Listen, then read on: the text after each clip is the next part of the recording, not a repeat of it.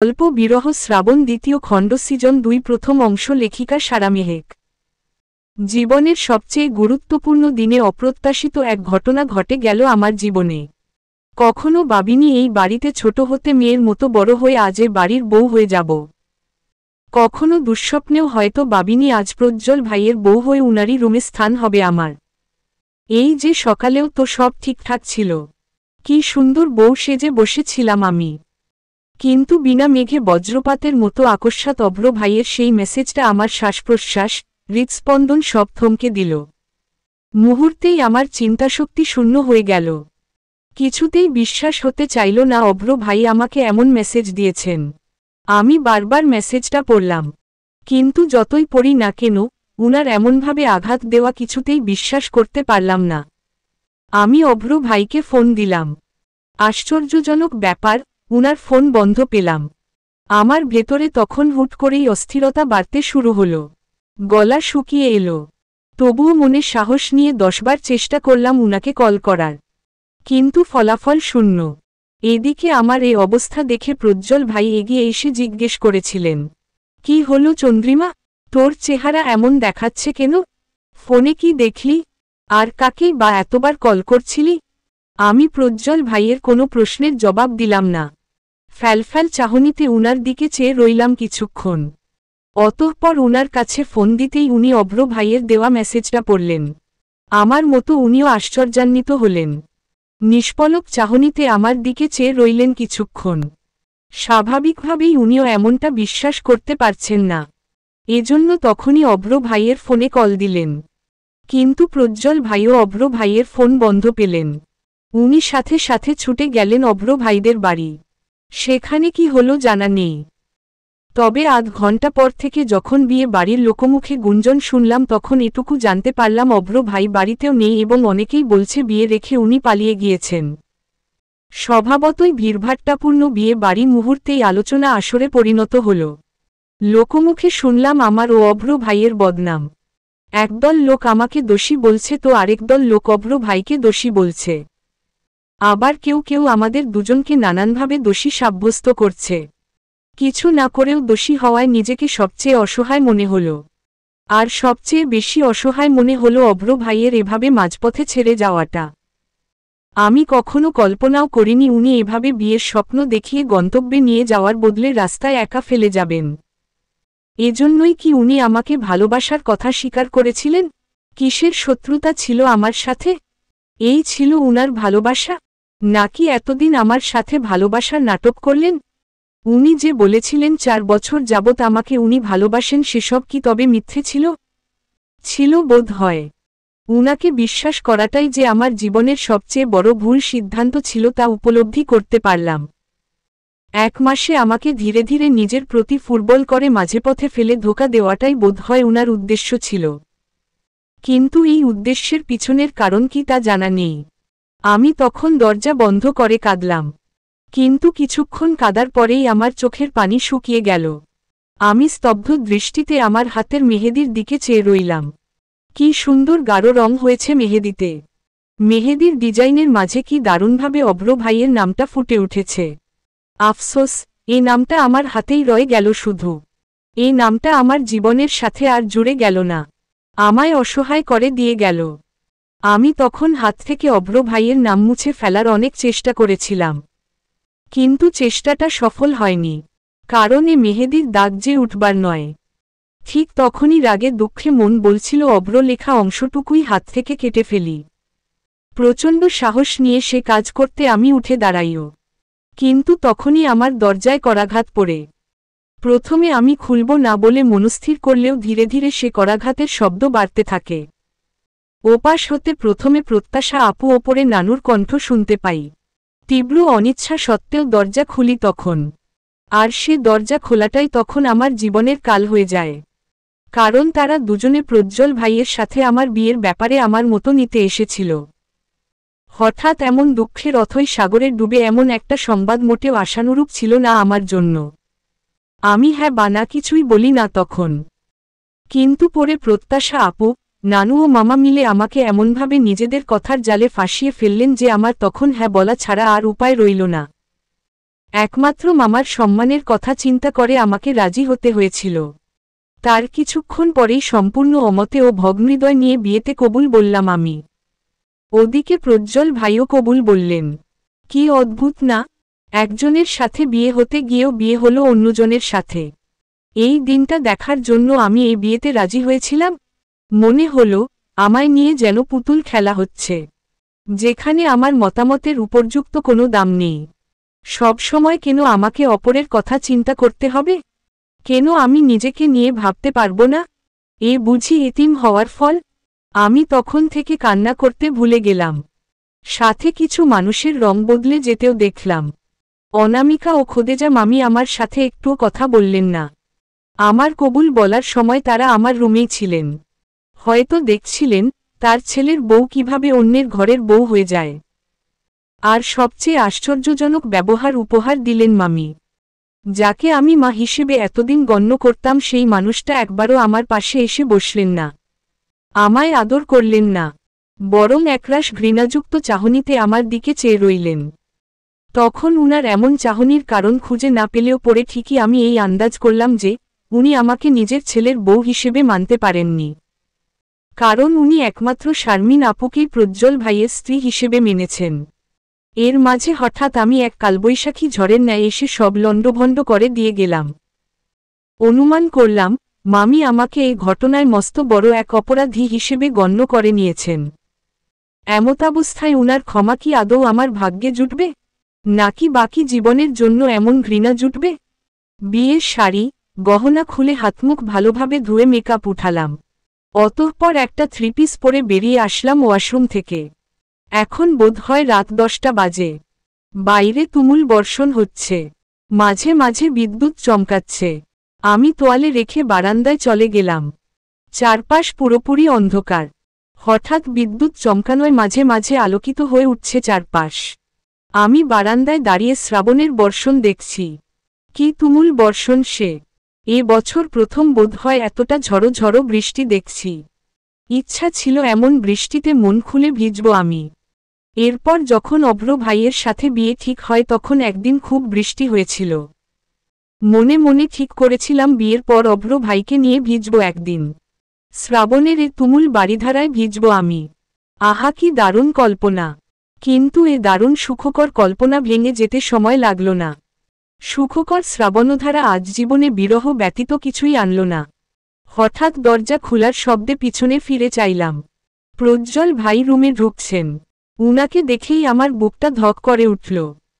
কারণ আজ আমার সামনে যে প্রজ্জ্বল ভাই দাঁড়িয়ে আছেন সে আমার মামাতো ভাই নয় বরং স্বামী। অভ্র ভাইয়ের বদলে প্রজ্জ্বল ভাইকে এভাবে স্বামী হিসেবে কিছুতেই মেনে নিতে পারছি না আমি। আচ্ছা প্রজ্জ্বল ভাই আমাকে বিয়ে করলেন কেন? উনি তো মামা আর নানুকে বলে এই বিয়ে ভাঙতে পারতেন।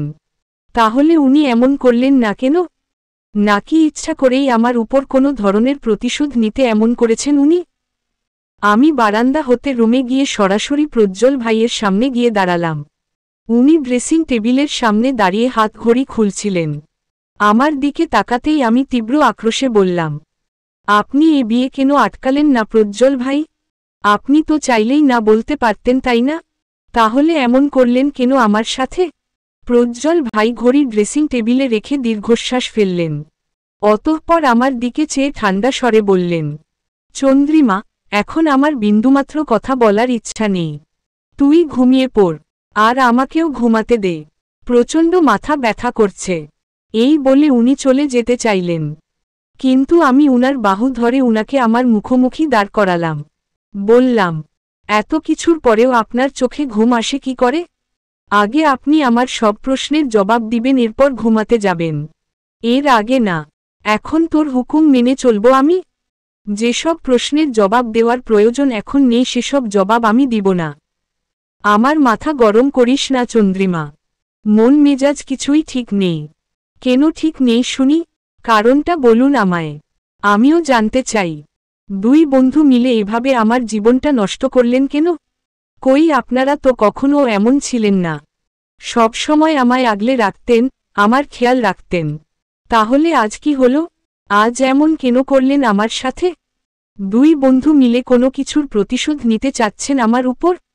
এক বন্ধু এসে আঘাত করবে, আরেক বন্ধু ভালো সেজে সে আঘাতে মলম লাগাবে। কি দারুণ গেম! এবার প্রজ্জ্বল ভাই এক ঝটকায় আমার হাত সরিয়ে নিলেন নিজের বাহু হতে। প্রচণ্ড রাগে ক্ষুব্ধ হয়ে বললেন, অভ্র যা করেছে তাতে আমায় টেনে আনছিস কোন যুক্তিতে? ও এসব কি কারণে করেছে তা আমি জানি। আমাকে কালপ্রিট বানাচ্ছিস কেন? লাইফটা কি তোর একার নষ্ট হয়েছে? আমার হয়নি? আর এতই যখন অভ্রকে ভালোবাসতি তাহলে আমাকে বিয়ে করলি কেন? আমি মামার আর নানুর কথায় রাজি হয়েছি। তাদের মতো আর সম্মান আমার কাছে অনেক কিছু। তোর কাছে যেমন তোর মামার সম্মান বড়, তেমনি আমার কাছে আমার বাবার সম্মান বড়। আমার কোনো ইচ্ছা ছিল না তোকে বিয়ে করার। চাইলে দাদি আর আপুর কাছে শুনতে পারিস। আমি তোকে কখনোই বিয়ে করতে চাইনি। এমন পরিস্থিতির শিকার না হলে অন্যের বউকে নিজের বউ করার বিন্দুমাত্র রুচিবোধ ছিল না আমার। তাহলে কি দোষটা আমার উপর দিতে চাইছেন আপনি? এমন হলে আপনি এক্ষুনি আমাকে ডিভোর্স দিন। আমাকে এই সম্পর্ক থেকে মুক্ত করে দিন প্রজ্জ্বল ভাই। আমার পক্ষে আপনার সাথে সংসার করা সম্ভব নয়। আমি চলে যেতে চাই এ বাড়ি থেকে। সবচেয়ে ভালো হয় আমার মরে যাওয়া। আমি মরে যেতে চাই। চলে যেতে যাই আমার বাবা মা আর ভাইয়ার কাছে। এই নিষ্ঠুর দুনিয়ায় এতিম হয়ে আর থাকতে চাই না। আমি এতিম বলে, আমার পাশে দাঁড়ানোর মতো কেউ নেই বলেই এমন করছেন আমার সাথে, তাই না? আজ সবার হাতের পুতুল আমি। সবাই নিজের সুবিধামতো ব্যবহার করছে আমাকে। এতিম হয়ে যে দুনিয়ায় টিকে থাকা মুশকিল আজ তা টের পেলাম। আমি কান্নায় ভেঙে পড়লাম। এ মুহূর্তে নিজেকে বড্ড অসহায় বোধ হচ্ছে। এতদিন যাবৎ নিজেকে কখনো এতিম বলে মনে হয়নি, কিন্তু আজ এ ঘটনা, এর পরিস্থিতি, এ বাড়ির মানুষজন যেন জোর করে মনে করাচ্ছে আমায় আমি এতিম। আমি প্রজ্জ্বল ভাইকে আর কিছু বলার প্রয়োজন বোধ করলাম না। নীরবে কাঁদতে কাঁদতে ওয়াশরুমে চলে এলাম। এ মুহূর্তে এই একটি জায়গায় আমার কান্না করার জন্য সঠিক স্থান মনে হচ্ছে। কতক্ষণ সময় পেরিয়ে গেল তা শুধু অনুমান করলাম আমি। হয়তো ১ বা ১.৫ ঘন্টা পেরিয়ে গিয়েছে বা তারও কম সময়ে। আমি ভালোমতো মুখমণ্ডল ধুয়ে ওয়াশরুম থেকে বেরিয়ে এলাম। ওদিকে বৃষ্টিও কমে গিয়েছে বহুক্ষণ পূর্বে। ওয়াশরুম হতে বেরিয়েই আমার দৃষ্টি আটকে গেল প্রজ্জ্বল ভাইয়ের উপর। উনি বিছানায় না ঘুমিয়ে মেঝেতে মাদুর ও একটা মোটা কাঁথা বিছিয়ে ঘুমাচ্ছেন। উনার এ কাজে আমি ভীষণ অবাক হলাম।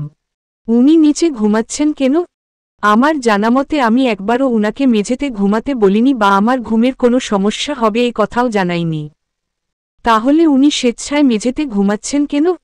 আমার আসলে উনাকে জানানো দরকার ছিল যে আমি নিজের রুমে গিয়েই ঘুমাবো। উনার রুমে ঘুমানোর প্রয়োজন নেই আমার। এ ভাবনা নিয়েই আমি অনেকটা নিঃশব্দে দরজা খুলে প্রজ্জ্বল ভাইয়ের রুম ছেড়ে বেরিয়ে এলাম। স্বভাবতই আমার রুমের সামনে গিয়ে দরজা খুলতে নিলাম, কিন্তু দরজা বন্ধ পেলাম। ভালোভাবে লক্ষ্য করলাম, দরজা বাইরে থেকে নয় ভিতর থেকে বন্ধ। অর্থাৎ আমার রুমে কেউ ঘুমাচ্ছে। নিমিষের ভাবনায় মনে পড়ল, বাড়িতে এখনো নানুর ২ বোন আছে। হয়তো তারা এ রুম খালি পেয়ে এখানেই ঘুমাচ্ছেন। আমি আর উপায়ন্তর না পেয়ে গোমরামুখে প্রজ্জ্বল ভাইয়ের রুমে ফিরে এলাম।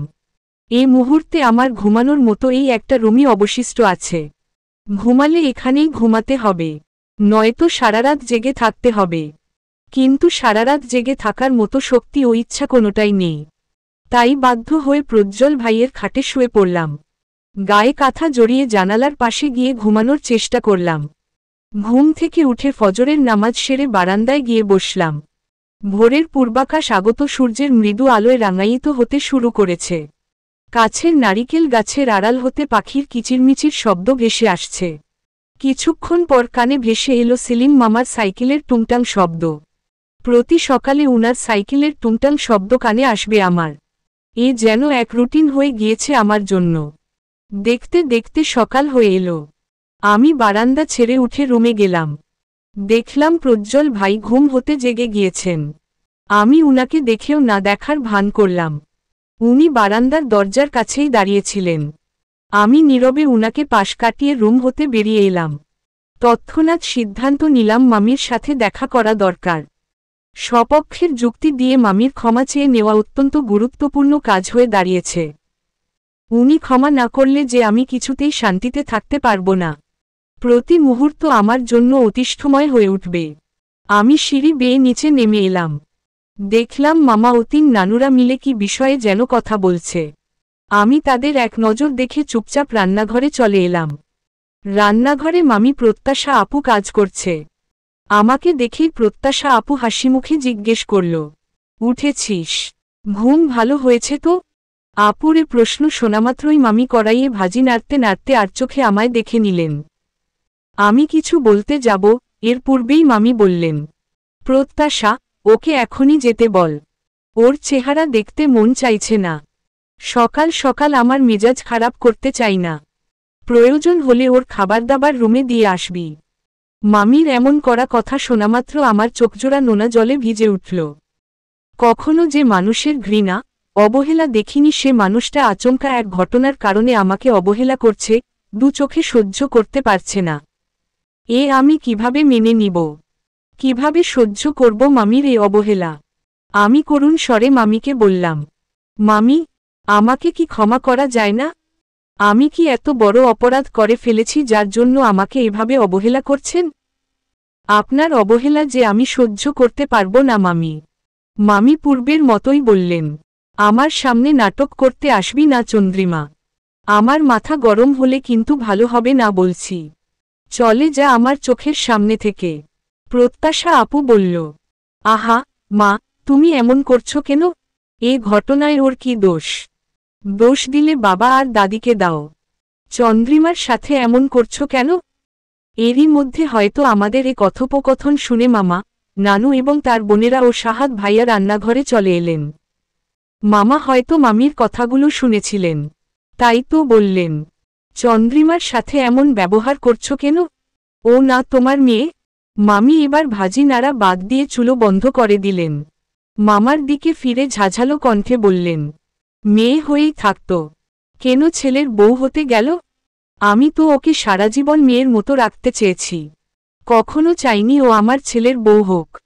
তোমাকে কি কখনো বলিনি আমি শারমিনকে এই বাড়ির বউ করতে চাই? তাহলে কি কারণে তুমি প্রজ্জ্বলের সাথে চন্দ্রিমার বিয়ে দিলে?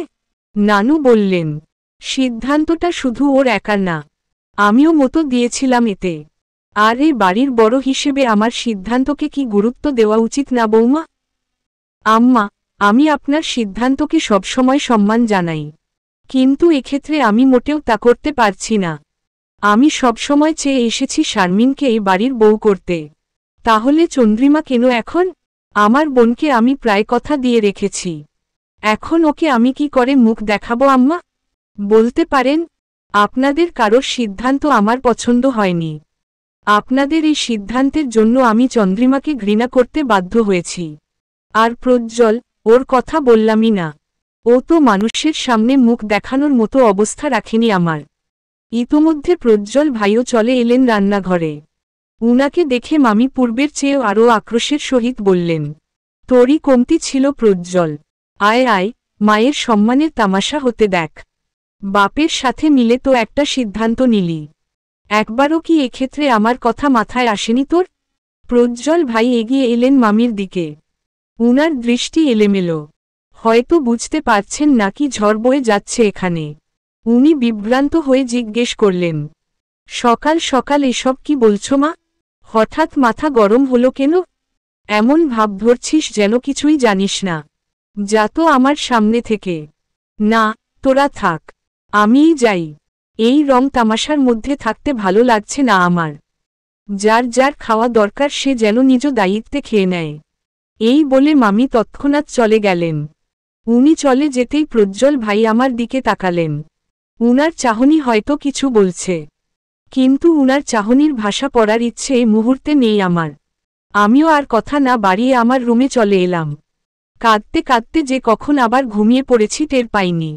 ঘুম ভাঙল দরজায় করাঘাতের শব্দে।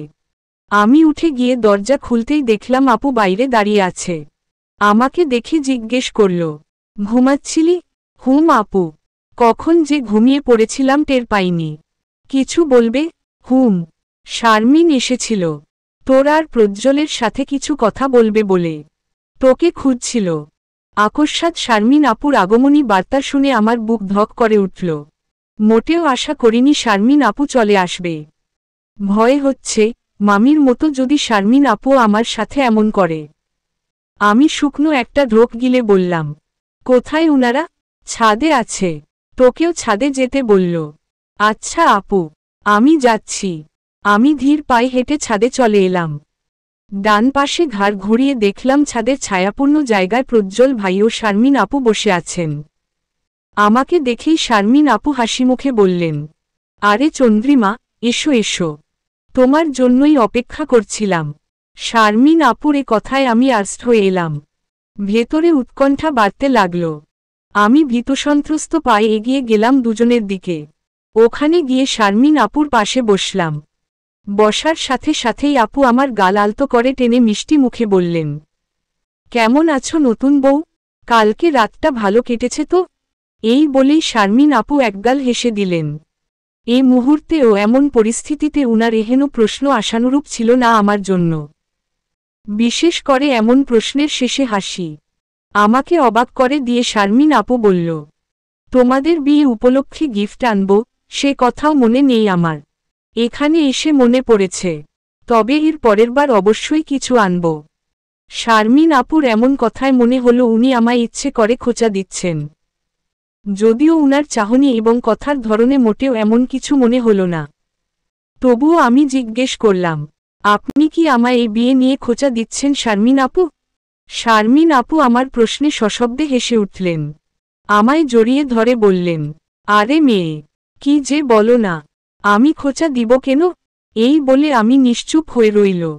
কিন্তু আমাকে ওভাবেই জড়িয়ে ধরে রাখল শারমিন আপু। কয়েক সেকেন্ড পর উনার ফুপিয়ে কাদার শব্দ আমার কর্ণাধারে পৌঁছাল। চমকে উঠলাম আমি। তৎক্ষণাৎ উনাকে ছাড়িয়ে নিয়ে জিজ্ঞেস করলাম, আপু কাঁদছেন কেন? শারমিন আপু কাঁদতে কাঁদতেও হাসলেন। ঠিক পূর্বের মতো সেই মিষ্টি হাসি। তবে এই হাসি উপরে উপরে যতটা মিষ্টি দেখালো ভেতরে ঠিক ততটাই তেতো এক অনুভূতির জন্ম দিয়েছে। আমি স্পষ্টত অনুভব করছি উনার এই হাসির পিছনে ঠিক কতটা কষ্ট লুকিয়ে আছে। শারমিন আপু কান্না বন্ধ করার চেষ্টা করলেন, তবুও পারলেন না। কিন্তু ওই অবস্থাতেও উনার ঠোঁটে হাসি উনি বজায় রাখলেন। বললেন, দেখো না চন্দ্রিমা, আমার চোখে কি যেন ঢুকে গেল। আমি কিন্তু কান্না করছি না। এই বলে উনি সরাসরি প্রজ্জ্বল ভাইকে বললেন, প্রজ্জ্বল, বিশ্বাস করো, আমি কাঁদছি না। চোখে কি যেন ঢুকে গেল। চোখ দিয়ে পানি পড়া বন্ধই হচ্ছে না। এই বলার পর শারমিন আপু আর হাসলেন না। উনার সেই হাসি উবে গেল। উনি এবার হাউমাউ করে কাঁদতে লাগলেন। হাত দিয়ে মুখখানা ঢেকে জোরে জোরে কাঁদতে লাগলেন। উনার এই অবস্থা দেখে আমি নিজেকে সামলাতে পারলাম না। ফলস্বরূপ নীরবে কাঁদতে লাগলাম। কিছুক্ষণ পর শারমিন আপুর কান্না কিছুটা কমে এলে উনি বেশ শক্তি প্রয়োগ করে চোখের জল মুছলেন। অতঃপর পুনরায় অধরে সেই হাসি লেপ্টে বললেন, আমি আগে থেকেই প্রজ্জ্বলকে পছন্দ করতাম। ভেবেছিলাম বউ হলে ওরই বউ হব। কিন্তু দেখো, আমার ভাগ্যেও ছিল না চন্দ্রিমা। ওর ভাগ্যে তুমি ছিলে। এই বিয়েতে তোমাদের কোনো দোষ দিব না আমি। সব দোষ আমার ভাগ্যের। আর ভাগ্যের এই সিদ্ধান্ত চাইলেই বদলাতে পারবো না। এজন্য এখন চাইছি, তোমরা দুজনে সুখে থাকো। একে অপরকে ভালোবেসে সারা জীবন আগলে রাখো। আর আমার জন্য দোয়া করো চন্দ্রিমা, যেন আমি প্রজ্জ্বলকে সারা জীবনের জন্য ভুলে সামনে এগুতে পারি। শারমিন আপুর এ কথা শোনা মাত্র আমি প্রজ্জ্বল ভাইয়ের দিকে চাইলাম। উনি দু হাঁটু উঁচু করে হাত ঠেকিয়ে বসে আছেন। উনার প্রতিক্রিয়া এখন এমন যে, সব দোষ বোধ হয় উনারই ছিল। হয়তো শারমিন আপুর এ পরিস্থিতির জন্য উনি নিজেকে দায়ী করছেন। কে জানে। শারমিন আপুর এরূপ কথা শুনে কোথাও না কোথাও নিজেকেও দোষী মনে হচ্ছে আমার। আমি বললাম, শারমিন আপু, যা হয়েছে তাতে আমাদের কারোরই পুরোপুরি হাত ছিল না। আপনি অনেক কষ্ট পেয়েছেন বুঝতে পারছি। কিন্তু আমিও এমন বিয়ে চাইনি আপু। জানেন, প্রজ্জ্বল ভাইয়ের সাথে বিয়ের পর থেকে মামি আমার সাথে কথা বলে না। তাহলে আপনিই বলুন, এমন পরিস্থিতিতে কি করে এই বাড়িতে থাকা সম্ভব? এর চেয়ে আমি বলছিলাম, আমি প্রজ্জ্বল ভাইকে ডিভোর্স দিয়ে দেই। এরপর হোস্টেলে থেকে পড়াশোনা করি। কারণ আমাদের মধ্যে আগে যে সম্পর্ক ছিল তা কখনোই ফিরে আসবে না। আর আমি প্রজ্জ্বল ভাইকে ডিভোর্স দিয়ে দিলে আপনি এই বাড়ির বউ হয়ে আসবেন। তখন মামিও খুশি হবে। শারমিন আপু আমার এ কথায় এক গাল হেসে দিল। আমার মাথায় আলতো করে গাঁটটা মেরে বলল, বোকা মেয়ে, এমন কেউ বলে? বিয়েই তো হলো গতকাল, আর আজই ডিভোর্স। ডিভোর্স দেওয়া এত সহজ না চন্দ্রিমা। তুমি একে যতটা সহজ ভাবছ এটা ঠিক ততটাই কঠিন। তুমি বলছো ডিভোর্স দিয়ে হোস্টেলে থেকে পড়াশোনা করবে, এটা কি এতই সহজ? তুমি কি জানো না সমাজ ডিভোর্সি মেয়েদের কেমন ট্রিট করে? আর বললামই তো, এ ঘটনায় দোষ কারোর নয়। ভাগ্যে যা ছিল তাই হয়েছে। আমি খালার সাথে কথা বলবো এই ব্যাপারে। যেখানে আমাকে নিয়ে এই সিচুয়েশন ক্রিয়েট হয়েছে, সেখানে আমাকে এটা শুধরাতে হবে। আর আমাদের বিয়ে হলেই বাকি হতো। প্রজ্জ্বল তো আমাকে পছন্দই করে না। ভালোবাসা তো দূরে থাকুক, সেখানে শুরু থেকেই একতরফা ভালোবাসা দিয়ে কি করে সংসার করা সম্ভব? তাই না প্রজ্জ্বল? শেষোক্ত প্রশ্নটি আপু প্রজ্জ্বল ভাইয়ের দিকে তাকিয়ে জিজ্ঞেস করল। প্রজ্জ্বল ভাই সাথে সাথে দৃষ্টি নামিয়ে ফেলল। হয়তো উনি শারমিন আপুর সামনে এই কথা স্বীকার করতে কুণ্ঠিত বোধ করছেন।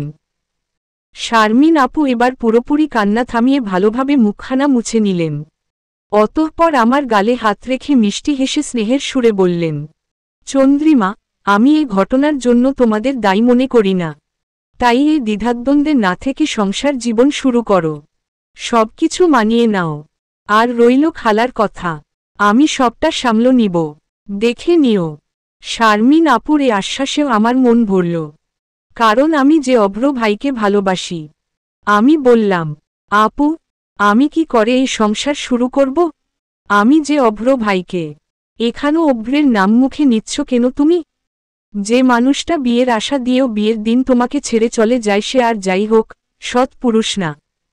আমি বলবো, অভ্র একটা কাপুরুষ। একদম কাপুরুষের নাই কাজ করেছে ও। আপুর মুখে অভ্র ভাইকে নিয়ে এরূপ কথায় ভীষণ ব্যথিত হলাম আমি। সাথে সাথে বললাম, আপু, প্লিজ উনাকে নিয়ে এমন কিছু বলবেন না। কেন চন্দ্রিমা? এখন আমি বলবো, এসব যা হয়েছে সবকিছুর মূল খোদ অভ্র। ও বিয়েতে না করলে কিছুই হতো না। এখন হাজারো বললেও কিছু হবে না চন্দ্রিমা। যা হওয়ার তা হয়ে গিয়েছে। বিয়েটাকে তুমি মেনে নাও। আর আমার মনে হয় এই বিয়ে তুমি খুব সহজেই মেনে নিতে পারবে। কারণ প্রজ্জ্বলের সাথেই তুমি জীবনের বেশিরভাগ সময় কাটিয়েছ। তাই ওকে মেনে নেওয়া কি সহজ না? শারমিন আপুর এ যুক্তি শুনে আমি আর কথা বাড়ালাম না। কারণ যাই বলি না কেন, উনি এ বিয়ে মেনে নিতেই বলবেন। তাই এ মুহূর্তে নীরবে থাকাই ভালো। শারমিন আপু বললেন, আচ্ছা, আমি খালার সাথে কথা বলে আসি। এর আগে একটু হাতমুখ ধুতে হবে। চলো তো চন্দ্রিমা। এই বলে উনি উঠে আমাকেও সাথে নিয়ে গেলেন। শারমিন আপু মামির সাথে কি কথা বলেছে জানা নেই। তবে এখন আমি মামির সাথে কথা বলতে গিয়েও পারছি না। এর মূলে রয়েছে সাহসের অভাব। এ মুহূর্তে উনার সাথে কথা বলার জন্য প্রচণ্ড সাহসের দরকার। কিন্তু সেই সাহসই অর্জন করতে পারছি না। প্রায় 10 মিনিট আমার রুমে হাঁটাহাঁটি করে অবশেষে মামির কাছে যাওয়ার সিদ্ধান্ত নিলাম। দোয়া পরে বুকে ফু দিয়ে সিঁড়ি বেয়ে নিচে নামলাম। মামির রুমে গিয়ে নক করতেই উনি অনুমতি দিলেন। উনার অনুমতি পেয়ে আমি সাথে সাথে রুমে ঢুকে পড়লাম। দেখলাম, মামি চোখ বুজে শুয়ে আছেন। আমি গিয়ে উনার পায়ের কাছে বসে পড়লাম। বেশ ভয় নিয়ে, খানিক রয়েস হয়ে জিজ্ঞেস করলাম, মামি, একটু কথা বলার ছিল আপনার সাথে। মামি তৎক্ষণাৎ চোখ মেলে বললেন, চন্দ্রিমা তুই, তোকে না আমার সামনে আসতে নিষেধ করেছি? মামি প্লিজ, আমার কথাটা শুনুন না। মামি এবার রেগেমেগে উঠে বসলেন। ঝাঁঝ নিয়ে বললেন, কি শুনবো? হ্যাঁ, শোনার মতো কিছু হয়েছে? তুই যা তো এখান থেকে। আমার চোখজোড়া এবার নোনাজলে ভিজে এলো। বুঝলাম, শারমিন আপুর কথাতেও গলেনি উনার মন। উনি এখনো আমাদের উপর রেগে আছেন। আমি কাঁদো কাঁদো গলায় বললাম, মামি, আপনি আমার উপর এত রেগে থাকলে আমি কি করে বাঁচব বলুন? আপনিই আমার মা। আর মা সন্তানের উপর রেগে থাকলে তার জীবন অতিষ্ঠ হতে সময় নেয় না। মামি, দয়া করে ক্ষমা করে দিন আমাকে। মামি এবার হয়তো কিছুটা শান্ত হলেন। তবুও পূর্বের চেয়ে খানিক কম ঝাঝালো কণ্ঠে বললেন, তুই আমার কাছে যেমন প্রিয়, শারমিনও আমার কাছে তেমন প্রিয়। এখানে ভুলটা তোর হয়েছে, শারমিনের না। তাই ভুলের মাসুল তো দিতেই হবে, তাই না? আজকে শারমিন কথা বলতে এসেও কেঁদেছে। মেয়েটা হয়তো কাঁদতে চায়নি, কিন্তু এমন পরিস্থিতিতে কেঁদে ফেলেছে। তবুও ও কিন্তু তোদের দুজনকে একসাথে থাকার কথা বলেছে, আমাকে মাফ করে দিতে বলেছে। কিন্তু আমি এতটাও উদার নই। তোদের এত সহজে ক্ষমা করতে পারবো না আমি। এখন আমার চোখের সামনে থেকে দূর হো। এই বলে মামি আমার দিকে পিঠ দিয়ে শুয়ে পড়লেন। আমি আর কথা বাড়ালাম না, কারণ এখন কথা বাড়িয়েও লাভ হবে না জানি। তাই চলে এলাম। রুমে এসেই শারমিন আপুকে কল দিলাম। আপুকে সবটা বললে আপু খুব ভালোভাবেই বললেন কিছুদিন অপেক্ষা করতে, মামিকে সময় দিতে। মামি আমাদের যেমন ভালোবাসে, তাতে উনি বেশিদিন আমাদের উপর রাগ বা অভিমান করতে থাকতে পারবেন না। শারমিন আপুর কথা অনুযায়ী এমনটা করারই সিদ্ধান্ত নিলাম আমি। ভাবলাম, মামিকে এতটাও জোর করব না, সময় দিব উনাকে। নিশ্চয়ই উনি খুব দ্রুত মাফ করে দিবেন আমাদের। এই আশা নিয়েই শুয়ে পড়লাম আমার রুমে। পরের দিন কলেজ শেষে বাড়িতে না গিয়ে আগে অভ্র ভাইদের বাড়িতে গেলাম। স্বাভাবিকভাবেই খোদেজা মামি আমার সাথে কথা বললেন না, স্পষ্টভাবে এড়িয়ে চললেন আমাকে। অনামিকাও প্রথমে কথা বলল না, তবে বেশ কবারের অনুরোধে ওর মন গলল। অতঃপর ওর কাছ হতে অভ্র ভাইয়ের সম্পর্কে যা জানলাম তাতে আমার শরীর হিম হয়ে এলো। খোদেজা মামি ও অনামিকা এমনকি প্রজ্জ্বল ভাইয়ের ধারণা অভ্র ভাই ইচ্ছে করে কোথাও যাননি, উনাকে গুম করা হয়েছে। সোজা ভাষায় বললে উনি কিডন্যাপড হয়েছেন। প্রথমত আমার এমনটা বিশ্বাস হয়নি, কিন্তু অনামিকা বলল অভ্র ভাইয়ের গুম হয়ে যাওয়ার পিছনে একটা কারণ তারা অনুমান করছেন। তা হল, ইয়াসির মামা মারা যাওয়ার পর উনার ভাইয়েরা জমি জমা সংক্রান্ত বিষয় নিয়ে অভ্র ভাইয়ের সাথে দ্বন্দ্ব ফ্যাসাদে জড়িয়েছিলেন। খোদেজা মামির ধারণা এরই রেশ ধরে অভ্র ভাইকে উনারা গুম করেছে। যদিও অভ্র ভাইয়ের চাচারা এ আরোপকে সম্পূর্ণভাবে নাকচ করে দিয়েছেন। খোদেজা মামি এ কারণে থানায় মিসিং রিপোর্ট ফাইল করিয়েছেন।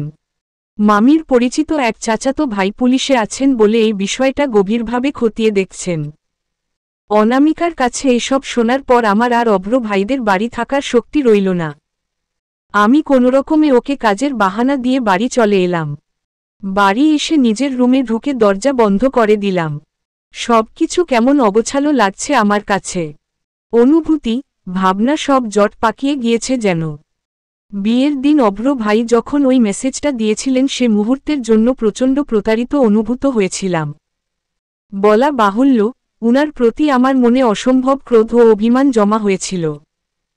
বারংবার নিজেকে প্রশ্ন করতাম, অভ্র ভাই কেন আমাকে মিছে স্বপ্ন দেখিয়ে মাঝপথে ফেলে গেলেন। আজ শুধুমাত্র উনার জন্যই মামির সাথে আমার সম্পর্কের অবনতি ঘটেছে। প্রজ্জ্বল ভাইয়ের সাথে সম্পর্ক বদলে গিয়েছে চোখের পলকে। না চাইতেও এখন উনি আমার স্বামী। অথচ কোথাও না কোথাও এখনও আমার স্মৃতিপটে অভ্র ভাইয়ের সাথে কাটানো সব স্মৃতি জমা আছে। অনুভূতি আছে কি না জানা নেই।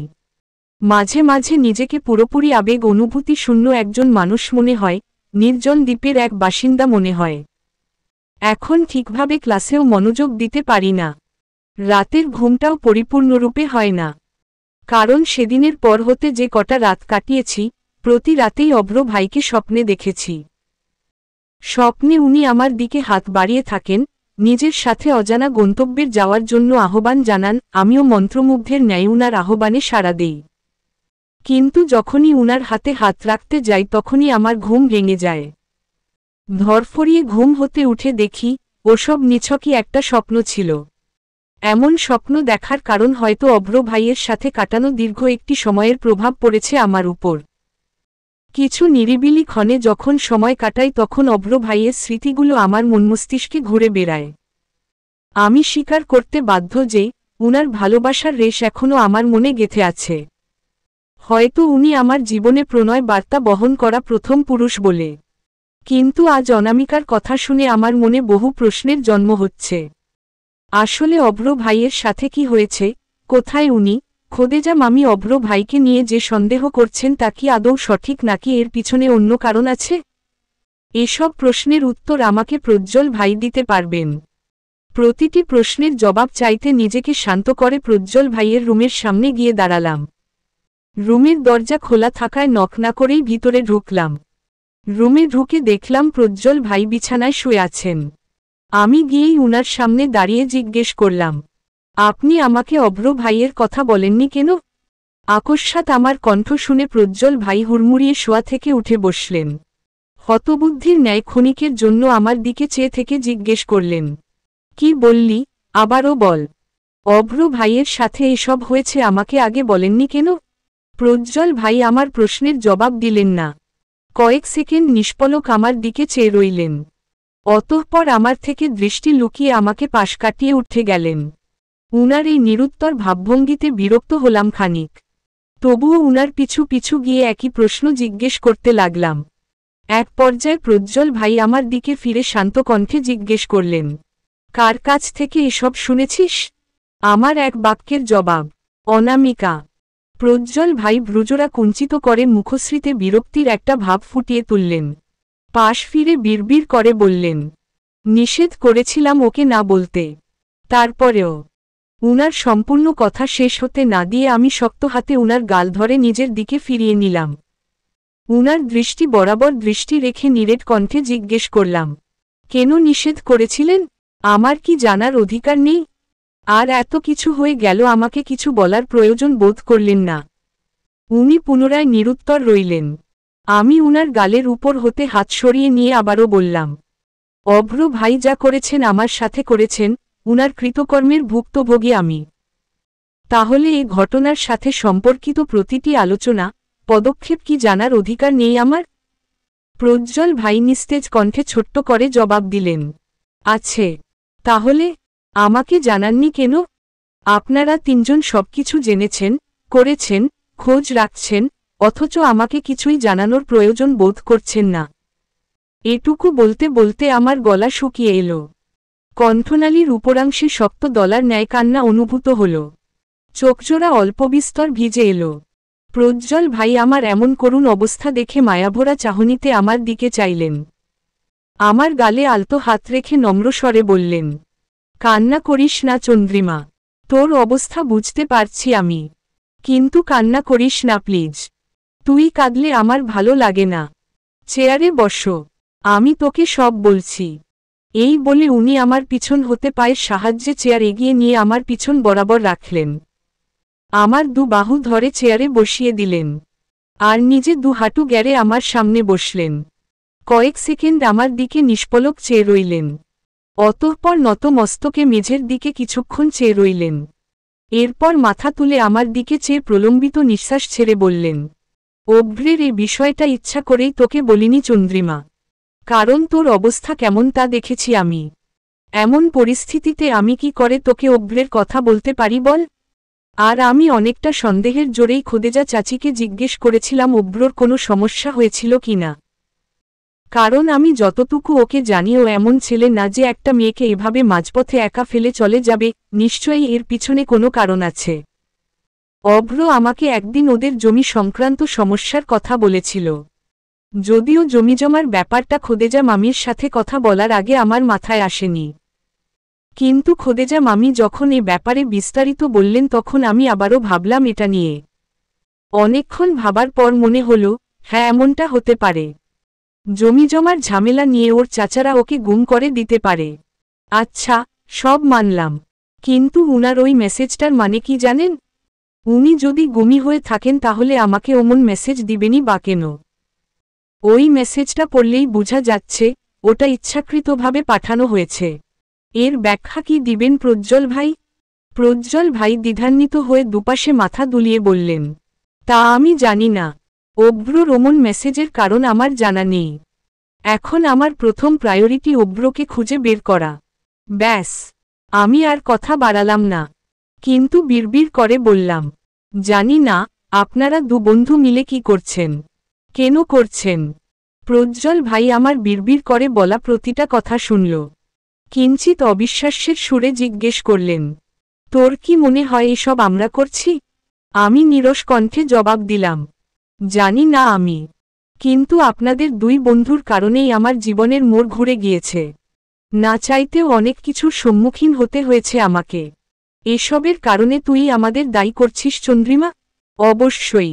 আপনারাই দায়ী আমার এ করুণ পরিস্থিতির জন্য। এক বন্ধু আমাকে ভালোবাসার রঙিন স্বপ্ন দেখিয়ে মাঝপথে ফেলে রেখে গেল। আর আরেক বন্ধু আমার উপর সহানুভূতি দেখিয়ে সেই মাঝপথ থেকে আমায় উদ্ধার করল। কিন্তু আপনি কি জানেন আপনার এই লোকদেখানো সহানুভূতি আমাকে কতটা ভোগান্তি দিচ্ছে? প্রজ্জ্বল ভাই অসহায় চাহনিতে আমার দিকে চেয়ে রইলেন। বিবশ গলায় জিজ্ঞেস করলেন, সত্যি আমার এই বিয়ে করার সিদ্ধান্ত তোকে এতটা ভোগান্তি দিচ্ছে? আমি জবাব দিলাম না, দৃষ্টি অন্যদিকে ঘুরিয়ে নিলাম। প্রজ্জ্বল ভাই আমার থুতনি ধরে নিজেকে আমার দিকে ফিরিয়ে নিলেন। পূর্বের ন্যায় জিজ্ঞেস করলেন, আমাকে এতটাই কি অসহ্য লাগছে তোর কাছে? আমাকে তোর স্বামী হিসেবে মেনে নিতে পারছিস না? উনার এমন প্রশ্নে আমি তাচ্ছিল্যের হাসি দিলাম। কেন যেন প্রশ্ন দুটো পুরোপুরি অবান্তর মনে হলো আমার কাছে। যেখানে আমাদের বিয়েটা জোরপূর্বক হয়েছে, সেখানে এমন প্রশ্ন করার পূর্বেই তো উত্তর জেনে থাকা দরকার। আমি অনেকটা তাচ্ছিল্যের সুরেই বললাম, প্রজ্জ্বল ভাই, এসব প্রশ্ন মুখ দিয়ে উচ্চারণ করতে যতটা সহজ মনে হচ্ছে, আমার জন্য এর উত্তর দেওয়া ঠিক ততটাই কঠিন মনে হচ্ছে। তোর এই কথার মানে কি বুঝব চন্দ্রিমা? যেটা বুঝতে চান সেটাই বুঝে নিন। আমি আর কথা বাড়াবো না। আচ্ছা, আগের প্রশ্নগুলো বাদ দিলাম। আমি আরেকটা প্রশ্ন করতে চাই। তুই কি এখনো অভ্রকে ভালোবাসিস? প্রজ্জ্বল ভাইয়ের এহেন প্রশ্নে আমি নিরুত্তর হয়ে পড়লাম, তৎক্ষণাৎ কোনো জবাব পেলাম না। মনের মাঝে হাতড়ে হাতড়েও এর উত্তর খুঁজে পেতে ব্যর্থ হলাম। উনার এই প্রশ্নটিকে সম্পূর্ণ এড়িয়ে যেতে আমি দৃষ্টি সরিয়ে ফেললাম। আমার এই নিরুত্তর ভঙ্গিতে প্রজ্জ্বল ভাই ক্ষীণ শব্দে হাসলেন। বললেন, মৌনতাই সম্মতির লক্ষণ চন্দ্রিমা। তাহলে তুই কি ডিভোর্স চাস আমার কাছ থেকে? প্রজ্জ্বল ভাইয়ের শেষোক্ত প্রশ্নটি আমার কানে ঝংকার তুলল। আমি তৎক্ষণাৎ উনার দিকে দৃষ্টি ফিরিয়ে কঠিন স্বরে বললাম, সবকিছু আপনার কথার মতো সহজ হয় না প্রজ্জ্বল ভাই। চাইলাম আর ডিভোর্স হয়ে গেল, এমনটা হয় না। সবকিছু পরিবেশ পরিস্থিতি মেনে চলে। এই বলেই আমি চেয়ার ছেড়ে উঠে উনার রুম হতে চলে এলাম। এই মুহূর্তে প্রজ্জ্বল ভাইয়ের প্রতিটি প্রশ্ন নিতান্তই অবান্তর ও বিরক্তিকর লাগছে আমার কাছে। জানি না কি হয়েছে উনার। উনার এমন উদ্ভট প্রশ্ন করার কারণই বাকি। জানতে চাই না এই মুহূর্তে এসবের কারণ। এই মুহূর্তে একটু নিজেকে শান্ত করতে চাই। এসব দুশ্চিন্তা, চাপ হতে নিজেকে একটু দূরে নিয়ে যেতে চাই। এজন্য এক সেট থ্রিপিস সহ ওয়াশরুমে ঢুকলাম। শাওয়ার ছেড়ে স্থিরভাবে দাঁড়িয়ে রইলাম অনেকক্ষণ। প্রজ্জ্বল ভাইও আমার বিয়ের কথা কলেজের সবার কাছ থেকে লুকিয়ে রাখতে চেয়েছিলাম আমি।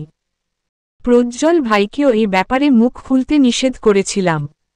কিন্তু গতকাল রিমার সাথে প্রজ্জ্বল ভাই ও অভ্র ভাইয়ের বিষয়ে কথা বলায় পিছন হতে আমাদেরই এক ব্যাচমেট শুনে ফেলে। ব্যাস, একদিনেই আমার আর প্রজ্জ্বল ভাইয়ের বিয়ে সম্পর্কে পুরো কলেজ জেনে যায় এবং তারা এটাও জেনে যায় যে, প্রথমে অভ্র ভাইয়ের সাথে বিয়ে হওয়ার কথা হলেও উনি বিয়ের দিন আমাকে রেখে চলে যান। এ কারণেই প্রজ্জ্বল ভাইয়ের সাথে বিয়ে দিয়েছে আমাদের পরিবার। বলা বাহুল্য, আমার আড়ালে আমাদের চেনা পরিচিত বেশ কজন এ বিষয়ে আলোচনা সমালোচনা করেছে। আমি প্রথমে তাদেরকে এই নিয়ে কথা শোনাতে চাইলেও প্রজ্জ্বল ভাই আমাকে নিষেধ করেন বিধায় আমি আর এই নিয়ে ঘাটতে চাইনি। এ কয়দিন ক্লাস শেষে প্রজ্জ্বল ভাইয়ের সাথে বাইকে চড়ে বাসায় ফিরছি। চেষ্টা করছি সবকিছু স্বাভাবিকভাবে নিতে, সবকিছু স্বাভাবিক করতে। কিন্তু তবুও মনের মাঝে খুঁতখুঁতে একটা অনুভূতি বিরাজ করছে।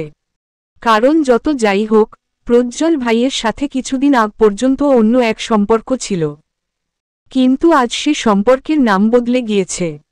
আর পরিস্থিতির শিকার হয়ে হয়তো আমাকে এই সম্পর্কের মধ্য দিয়েই বাকিটা জীবন কাটাতে হবে। আজ কলেজ থেকে এসেই নানুর রুমে চলে গেলাম। নানু তখন বসে বসে কোরআন পড়ছিল। আমাকে দেখে শেষ দুটো আয়াত পড়ে কোরআন বন্ধ করে বসল। নানু জায়নামাজেই বসে রইল। আর আমি নানুর সামনে গিয়ে বসলাম। নানু আমাকে দেখেই জিজ্ঞেস করলেন, কলেজ থেকে ফিরে খুব ক্লান্ত, তাই না? আমি দীর্ঘশ্বাস ফেলে বললাম, কলেজ থেকে ফিরে ক্লান্ত না নানু, এই এক সপ্তাহের নতুন সম্পর্কে আমি ক্লান্ত। নানু, আমি কি কখনো এমনটা চেয়েছিলাম? না। তাহলে আমার সাথে এমনটা কেন হচ্ছে? কোন পাপের শাস্তি পাচ্ছি আমি? নানু আদুরে ভঙ্গিতে বকে আমার বাহুতে আলতো চাপড় দিয়ে বললেন, ছি, ওসব বলতে নেই চন্দ্রিমা। এই বিয়ে তোর পাপের শাস্তি হবে কেন? বরং বল, এটা তোর কোনো পুণ্যের উপহার। না হলে প্রজ্জ্বলের মতো স্বামী কি পাওয়া যায়? নানু, আমি তো প্রজ্জ্বল ভাইকে কখনো ওই নজরে দেখিনি। কিন্তু আচমকা প্রজ্জ্বল ভাইয়ের সাথে আমার সম্পর্কটা স্বামী স্ত্রীর হয়ে গেল। তুমিই ভেবে বলো, এত সহজে কি এটা মেনে নেওয়া যায়? আবার যেখানে আমার বিয়ে হওয়ার কথা ছিল অভ্র ভাইয়ের সাথে, সেখানে আমার বিয়ে হলো প্রজ্জ্বল ভাইয়ের সাথে। নানু মৃদু হাসল। আমার মাথায় হাত বুলিয়ে দিতে দিতে বলল, শোন চন্দ্রিমা, যা হয়েছে আল্লাহর ইচ্ছায় হয়েছে। আল্লাহ যা করেন ভালোর জন্যই করেন।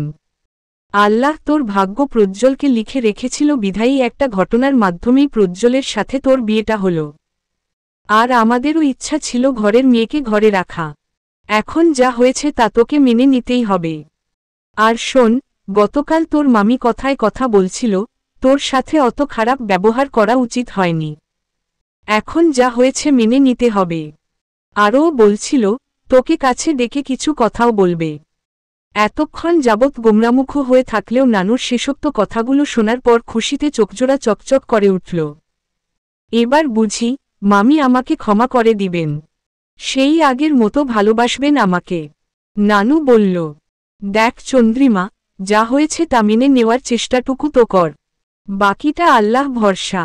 আর এই বিয়ের সম্পর্কে তোর তো কোনো ক্ষতি হচ্ছে না। প্রজ্জ্বল তোর উপর অত্যাচার করছে এমনটা তো না। এমনটা হলে আমিই বলতাম এই বিয়ের সম্পর্ক শেষ করে দিতে। যেখানে প্রজ্জ্বল আর আমরা সবাই মেনে নেওয়ার চেষ্টা করছি, সেখানে তুই কি পারবি না একটু চেষ্টা করতে? আর নতুন নতুন বিয়ে হয়েছে বলে একটু সময় লাগছে বোধহয় তোর মেনে নিতে। কিন্তু আমার বিশ্বাস, একটু চেষ্টা করলেই পারবি এই সম্পর্কটা মেনে নিতে। এখন যা গোসলটোসল করে নামাজ পড়ে খেয়ে নে। আমি নিচে গিয়ে তোর মামিকে খাবার বাড়তে সাহায্য করি। এই বলেই নানু জায়নামাজ ভাঁজ করে উঠে চলে গেল। আর আমি সেখানেই বসে রইলাম, নিজেকে নিজে প্রশ্ন করলাম, আমি কি আদৌ অভ্র ভাইকে পুরোপুরি ভুলিয়ে এই সংসার করতে পারব? আদৌ প্রজ্জ্বল ভাইকে স্বামী হিসেবে মেনে নিতে পারব? আমি আর প্রজ্জ্বল ভাই একই রুমের একই বিছানায় শুয়ে আছি। এ মুহূর্তে আমার মাঝে এক দমবন্ধকর অনুভূতির সৃষ্টি হয়েছে। প্রজ্জ্বল ভাইয়ের অবস্থা কেমন জানা নেই, তবে আমার অবস্থা বেশ করুণ। আমি এভাবে উনার সাথে শুয়ে থাকতে পারছি না, কিন্তু এছাড়া আর উপায়ও নেই। আজ বাইরে প্রচণ্ড বৃষ্টি হচ্ছে, এর ফলে মেঝে বেশ ঠান্ডা হয়ে আছে। এমতাবস্থায় না প্রজ্জ্বল ভাইকে নিচে শুয়ে থাকতে বলা যায়, আর না আমার শুয়ে থাকার মতো কোনো পরিস্থিতির সৃষ্টি হয়।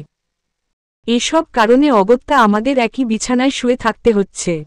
যদিও দুজনের মাঝে দূরত্ব অনেক, তবে এরপরও আমার মধ্যকার অস্বস্তিকর অনুভূতি রীতি ঘটছে না। আজ সন্ধ্যায় মামি আমার রুমে এসেছিলেন। রুমে এসে বেশ কিছুক্ষণ উনি চুপচাপ বসেছিলেন। এরপর হঠাৎ উনি বলে বসলেন, আমাকে মাফ করে দিস চন্দ্রিমা, আমার অমন ব্যবহার করা উচিত হয়নি। এই বলে মামি আমার মাথায় হাত রাখলেন। আজ এতদিন পর মামির সেধে আমার সাথে কথা বলতে আসা, আমার মাথায় স্নেহের হাত বুলানো, সবকিছু আমায় আবেগী করে তুলল। এ কদিন যাবৎ মামির এমন স্নেহের আচরণেরই কমতি অনুভব করছিল, আর আজ তা মামি পূরণ করে দিল। সবচেয়ে বড় কথা, মামি আমায় মাফ করে দিয়েছে। মামির এই আচরণে তৎক্ষণাৎ আমার চোখজোড়া ভিজে এলো। আমি মামিকে জড়িয়ে ধরে অনেক কাঁদলাম। মামিও আমাকে জড়িয়ে ধরে কাঁদলেন। আমাদের এই আবেগী মুহূর্ত বেশ কিছুক্ষণ স্থায়ী রইল। এরপর মামি আমাকে নানুর মতোই বুঝো দিয়ে প্রজ্জ্বল ভাইয়ের রুমে পাঠিয়ে দিলেন। উনার কথা, বিয়ে হওয়ার পর অযথা স্বামী স্ত্রী আলাদা রুমে থাকবে কেন? মামির এমন পদক্ষেপ আমি না চাইতেও মেনে নিলাম, কারণ এতদিন পর মামি আমাকে পুনরায় আপন করে নিয়েছেন। আমি চাই না আমার কোনো আচরণে মামি কষ্টে থাকুক, এজন্য মুখ বুজে এসব সহ্য করে নিলাম। অভ্র ভাইয়ের গুম হওয়ার ঘটনার প্রায় 1.5 সপ্তাহ কেটে গিয়েছে, কিন্তু এখনও উনার কোনো খোঁজ পাওয়া যায়নি। পুলিশ বলছে, আমাদের শহর ভালোভাবে খুঁজেও উনাকে পাওয়া যায়নি। উনারা সন্দেহ করছেন, নিশ্চয়ই অভ্র ভাইকে শহরের বাইরে নেওয়া হয়েছে। এই নিয়ে অভ্র ভাইয়ের চাচাদের গ্রেফতার করা হলেও তারা গুম করার বিষয়ে কিছু স্বীকার করতে নারাজ। তাদের ভাষ্য, তারা এমন কিছুই করেননি। একদিকে আমার মনে হচ্ছে, পুলিশেরা অভ্র ভাইয়ের কেসে বেশ ঢিলামো করছেন। তা না হলে একজন জলজ্যান্ত মানুষকে খুঁজে পেতে কিভাবে 1.5 সপ্তাহ পার হয়ে যায়। অবশ্য উনাদের এই ব্যাপারে জিজ্ঞাসা করলে উনারা বলেন, কিছুদিন আগেই এক স্থানীয় নেতা গুম হয়েছেন। যেহেতু উনি একজন নেতা, তাই উপর মহল থেকে উনার কেসটা আগে এবং ভালোভাবে খতিয়ে দেখার চাপ পড়ছে বেশি। এ কারণে অভ্র ভাইয়ের কেসে পুলিশেরা বেশি সময় দিতে পারছে না। শেষ বিকেলের শ্রাবণ ছোঁয়া পরিবেশে চুপটি করে দাঁড়িয়ে আছি আমি। ছাদে দাঁড়িয়ে দাঁড়িয়ে স্থির ও শান্ত আকাশের দিকে চেয়ে আছি। এ আকাশের মাঝেও অদ্ভুত এক প্রশান্তি খুঁজে পাচ্ছি আজ। ভীষণ ভালো লাগছে একলা দাঁড়িয়ে এই মনোরম পরিবেশ উপভোগ করতে। এ কয়দিনে আমার আর প্রজ্জ্বল ভাইয়ের সম্পর্কের কিছু উন্নতি সাধন হয়েছে। প্রজ্জ্বল ভাই যেখানে আগে থেকেই এ সম্পর্কে মানিয়ে নেওয়ার চেষ্টা করছিলেন, সেখানে আমি নতুন ভাগে আর এক পা এগিয়ে দিয়েছি আমাদের সম্পর্ক উন্নতি করতে। যদিও সবকিছু আমার জন্য এতটা সহজ হচ্ছে না, তবুও আমি চেষ্টা করছি। হয়তো আমি পারব অভ্র ভাইকে ভুলে প্রজ্জ্বল ভাইকে আপন করে নিতে। কারণ এ বাদে আমার কাছে আর কোনো উপায় নেই। উপরের মস্ত বড় আকাশ দেখতে দেখতে হঠাৎ আমি নিচে তাকালাম। আর তখনই আমার দৃষ্টি আটকে গেল একজনের উপর। তাকে দেখে আমার হৃৎস্পন্দন থমকে দাঁড়াল। কিছুক্ষণের জন্য নিঃশ্বাস নিতে ভুলে গেলাম। হাত পা দুটো অচল হয়ে এলো। আমার সামনে আমি সেই মানুষটাকে দেখছি যে আমার পুরো পৃথিবী বদলে দিয়ে গিয়েছে। হ্যাঁ, আমি অভ্র ভাইকে দেখছি। উনি রিকশা থেকে নামছেন, কিন্তু সুস্থ স্বাভাবিক হয়ে না। হাতে পায়ে ব্যান্ডেজ, ছেঁড়া শার্ট, উস্খুস্ক চুল। উনাকে এই রূপে দেখে আমার বুক ধক করে উঠল।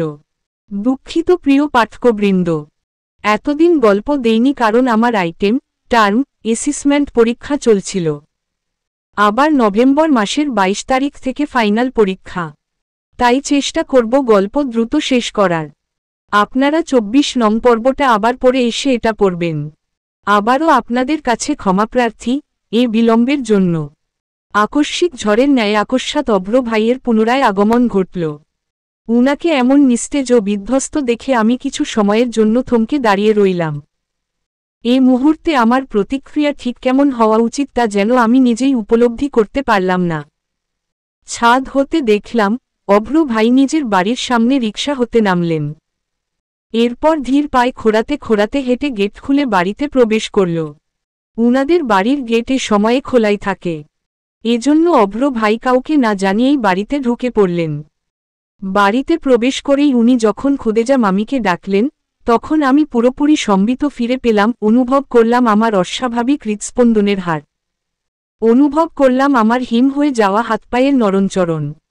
আপাত দৃষ্টিতে কিছুক্ষণের জন্য মস্তিষ্কের বন্ধ হয়ে যাওয়া কার্যক্রম যেন আকস্মাৎ চালু হল।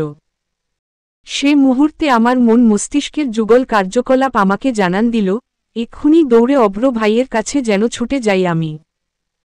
এক্ষুনি উনাকে জিজ্ঞেস করি, উনি এতদিন কোথায় ছিলেন, কিভাবে ছিলেন এবং সবচেয়ে গুরুত্বপূর্ণ যে প্রশ্ন তা হল, উনি কেন এমনটা করলেন আমার সাথে।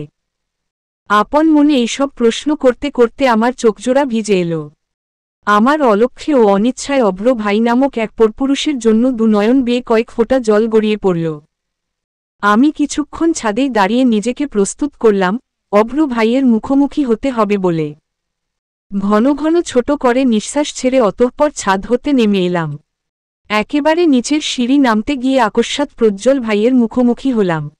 উনি আমার দিকে সেকেন্ড কয়েক তাকিয়ে চট করে জিজ্ঞেস করলেন, কাঁদছিলি চন্দ্রিমা? প্রজ্জ্বল ভাইয়ের প্রশ্নে আমি খানিক বিস্মিত হলাম। কারণ এ মুহূর্তে আমি কাঁদছি না এবং কিছুক্ষণ পূর্বেও যে খুব বেশি কেঁদেছি তা নয়। তাহলে প্রজ্জ্বল ভাই এত সহজে বুঝল কি করে? আমি উনার প্রশ্নের পিঠেই চট করে জিজ্ঞেস করলাম, আপনি জানলেন কি করে? প্রজ্জ্বল ভাই আমায় উল্টো জিজ্ঞেস করলেন, তোর চাহনি আর চেহারার হাবভাবই বলে দিচ্ছে তুই কান্না করেছিস। আর এতটা বছরে তোকে এটুকু তো চিনতে পেরেছি যে তোকে দেখেই বলতে পারবো তোর কি অবস্থা এখন। যাই হোক, কেন কাঁদছিলি সেটা বল। আমার কণ্ঠস্বর এবার বেশ নরম হয়ে এলো এবং সাথে আবেগে পূর্ণ হল। আমি কিছুটা থেমে থেমে বললাম, আমি অভ্র ভাইকে দেখেছি। উনি ফিরে এসেছেন প্রজ্জ্বল ভাই। এই বলেই আমি অস্থির চিত্তে এক দীর্ঘ প্রশ্বাস টেনে নিলাম। সাথে লক্ষ্য করলাম প্রজ্জ্বল ভাইয়ের মুখশ্রীর পরিবর্তিত রূপ। প্রথমে বেশ আশ্চর্যান্বিত ভাব নিয়ে থাকলেও ক্ষণেই তা পরিবর্তিত হয়ে উৎফুল্ল ও হাস্যোজ্জ্বল মুখভঙ্গিতে পরিবর্তন হল। উনি আনন্দিত কণ্ঠে বললেন, তো এখানে দাঁড়িয়ে আছিস কেন? দ্রুত চল, কতদিন পর দেখব ওকে। বেচারার কি অবস্থা হয়েছে কে জানে। এই বলে প্রজ্জ্বল ভাই আমার হাত ধরে এক প্রকার টানতে টানতে 4টা সিঁড়ি পার হলেন। উনার হাবভাবে মনে হচ্ছে উনি ভীষণ খুশি হয়েছেন অভ্র ভাইয়ের আসার কথা শুনে। কিন্তু উনার এই খুশির সময়সীমা কতটুকু তা জানি না। কেননা উনার এই খুশির সমাপ্তি তখনই ঘটবে যখন অভ্র ভাই আমাদের বিয়ের কথা জানতে পারবেন।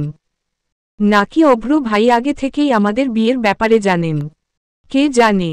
প্রজ্জ্বল ভাই ও আমি অভ্র ভাইদের বাড়িতে প্রবেশ করলাম। বাড়িতে প্রবেশ করতেই দেখলাম প্রতিবেশী বেশ কজন মানুষ উনাদের বাড়িতে এসেছেন। হয়তো অভ্র ভাইয়ের আসার কথা তাদের কানে পৌঁছিয়েছে বলে তারা দেখতে এসেছে।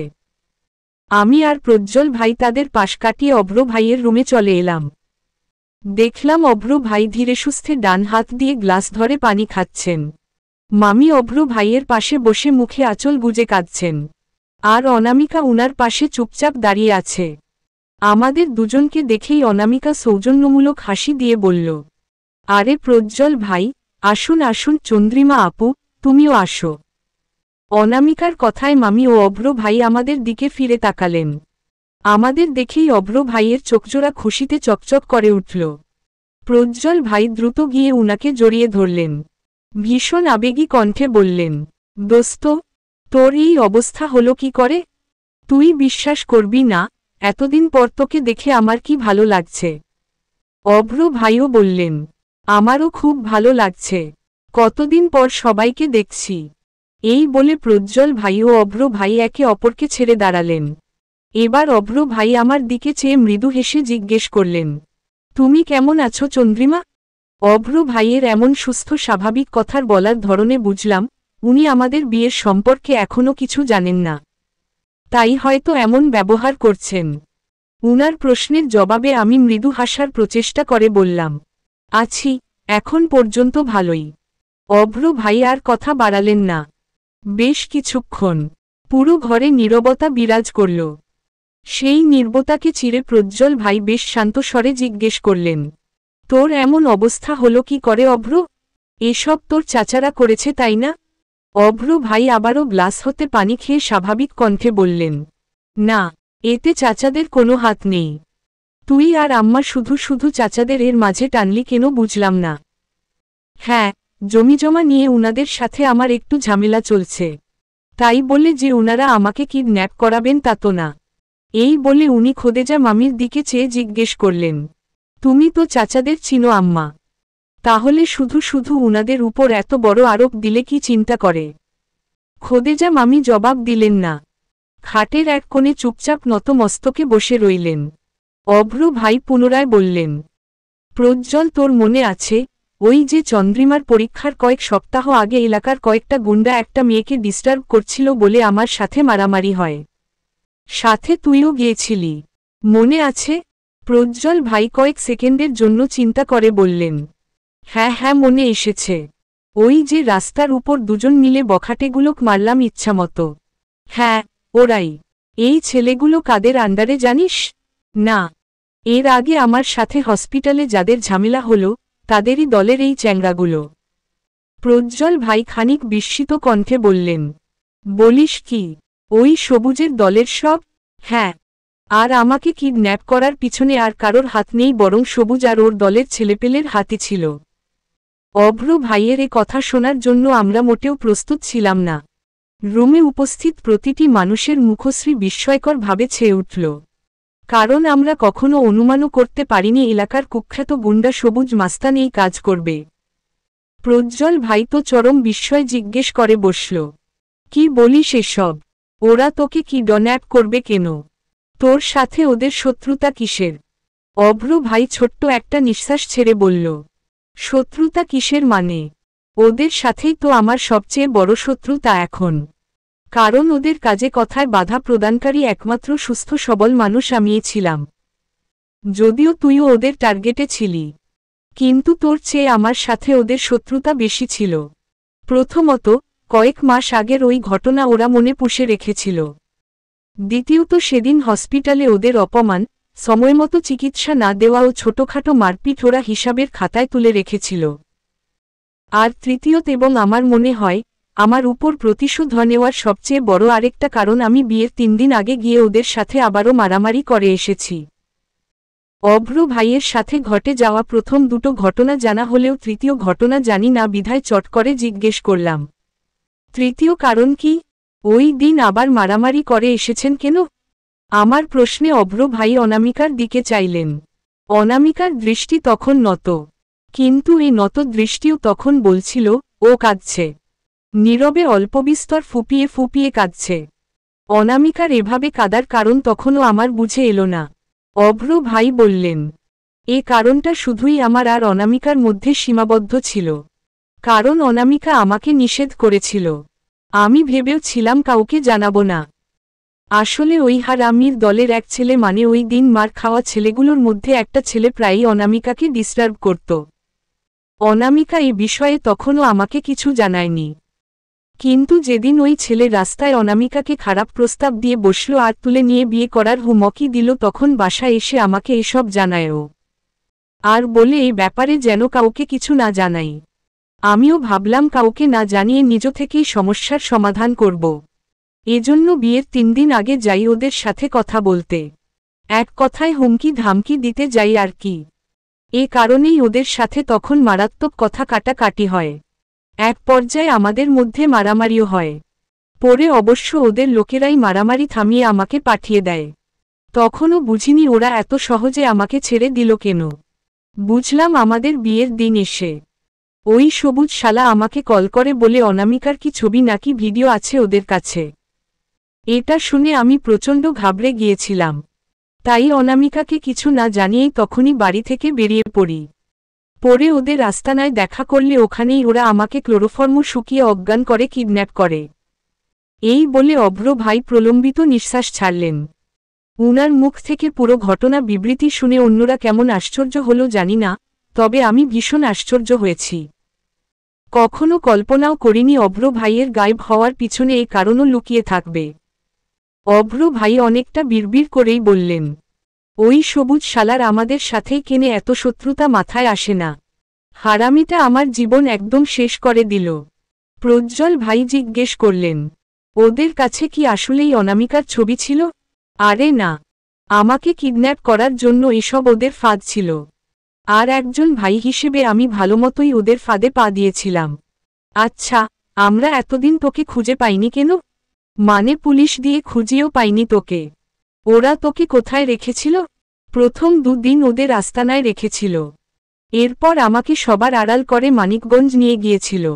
মানিকগঞ্জ কেন তা জানি না, তবে এখানে রেখে ওরা যেমন চুপচাপ ছিল, মানিকগঞ্জে গিয়ে ওরা ঠিক ততটাই হিংস্র হয়ে পড়ে। কতভাবে যে আমাকে মেরেছে তার কোনো ইয়ত্তা নেই। মাঝে মাঝেই আমাকে 2 দিন না খাইয়ে রাখত, শুধু একবেলা পানি ছাড়া কিছুই দিত না, আর ইচ্ছামতো মার তো আছেই। তোর এই হাত পায়ের এমন অবস্থা ওরা করেছে? হ্যাঁ, প্রচুর মেরেছে ওরা, মানে যে যেমন পেরেছে মেরেছে। যার যত রকমের প্রতিশোধ আছে তা নিয়েছে আমার উপর। শুধু জানে মেরে ফেলতে চায়নি ওরা। ওরা কি তোকে ছেড়ে দিয়েছিল? আরে না, এত সহজেই ছেড়ে দিবে ওরা? আমার অবস্থা প্রায় মৃত করে ছেড়ে দিতে চেয়েছিল, কিন্তু এর আগেই আমি কোনোরকমে জানে বেঁচে পালিয়ে আসি। ওরা দেখেনি তোকে? যতক্ষণে আমি পালিয়ে বেরিয়েছে ততক্ষণে হয়তো ওরা টের পায়নি। টের পেলে তো আর বেরিয়ে আসতে পারতাম না। তা অবশ্য ঠিক বলেছিস, তবে মানিকগঞ্জ চিনলি কি করে? আর মানিকগঞ্জ থেকে এখানে আসলেই বা কি করে?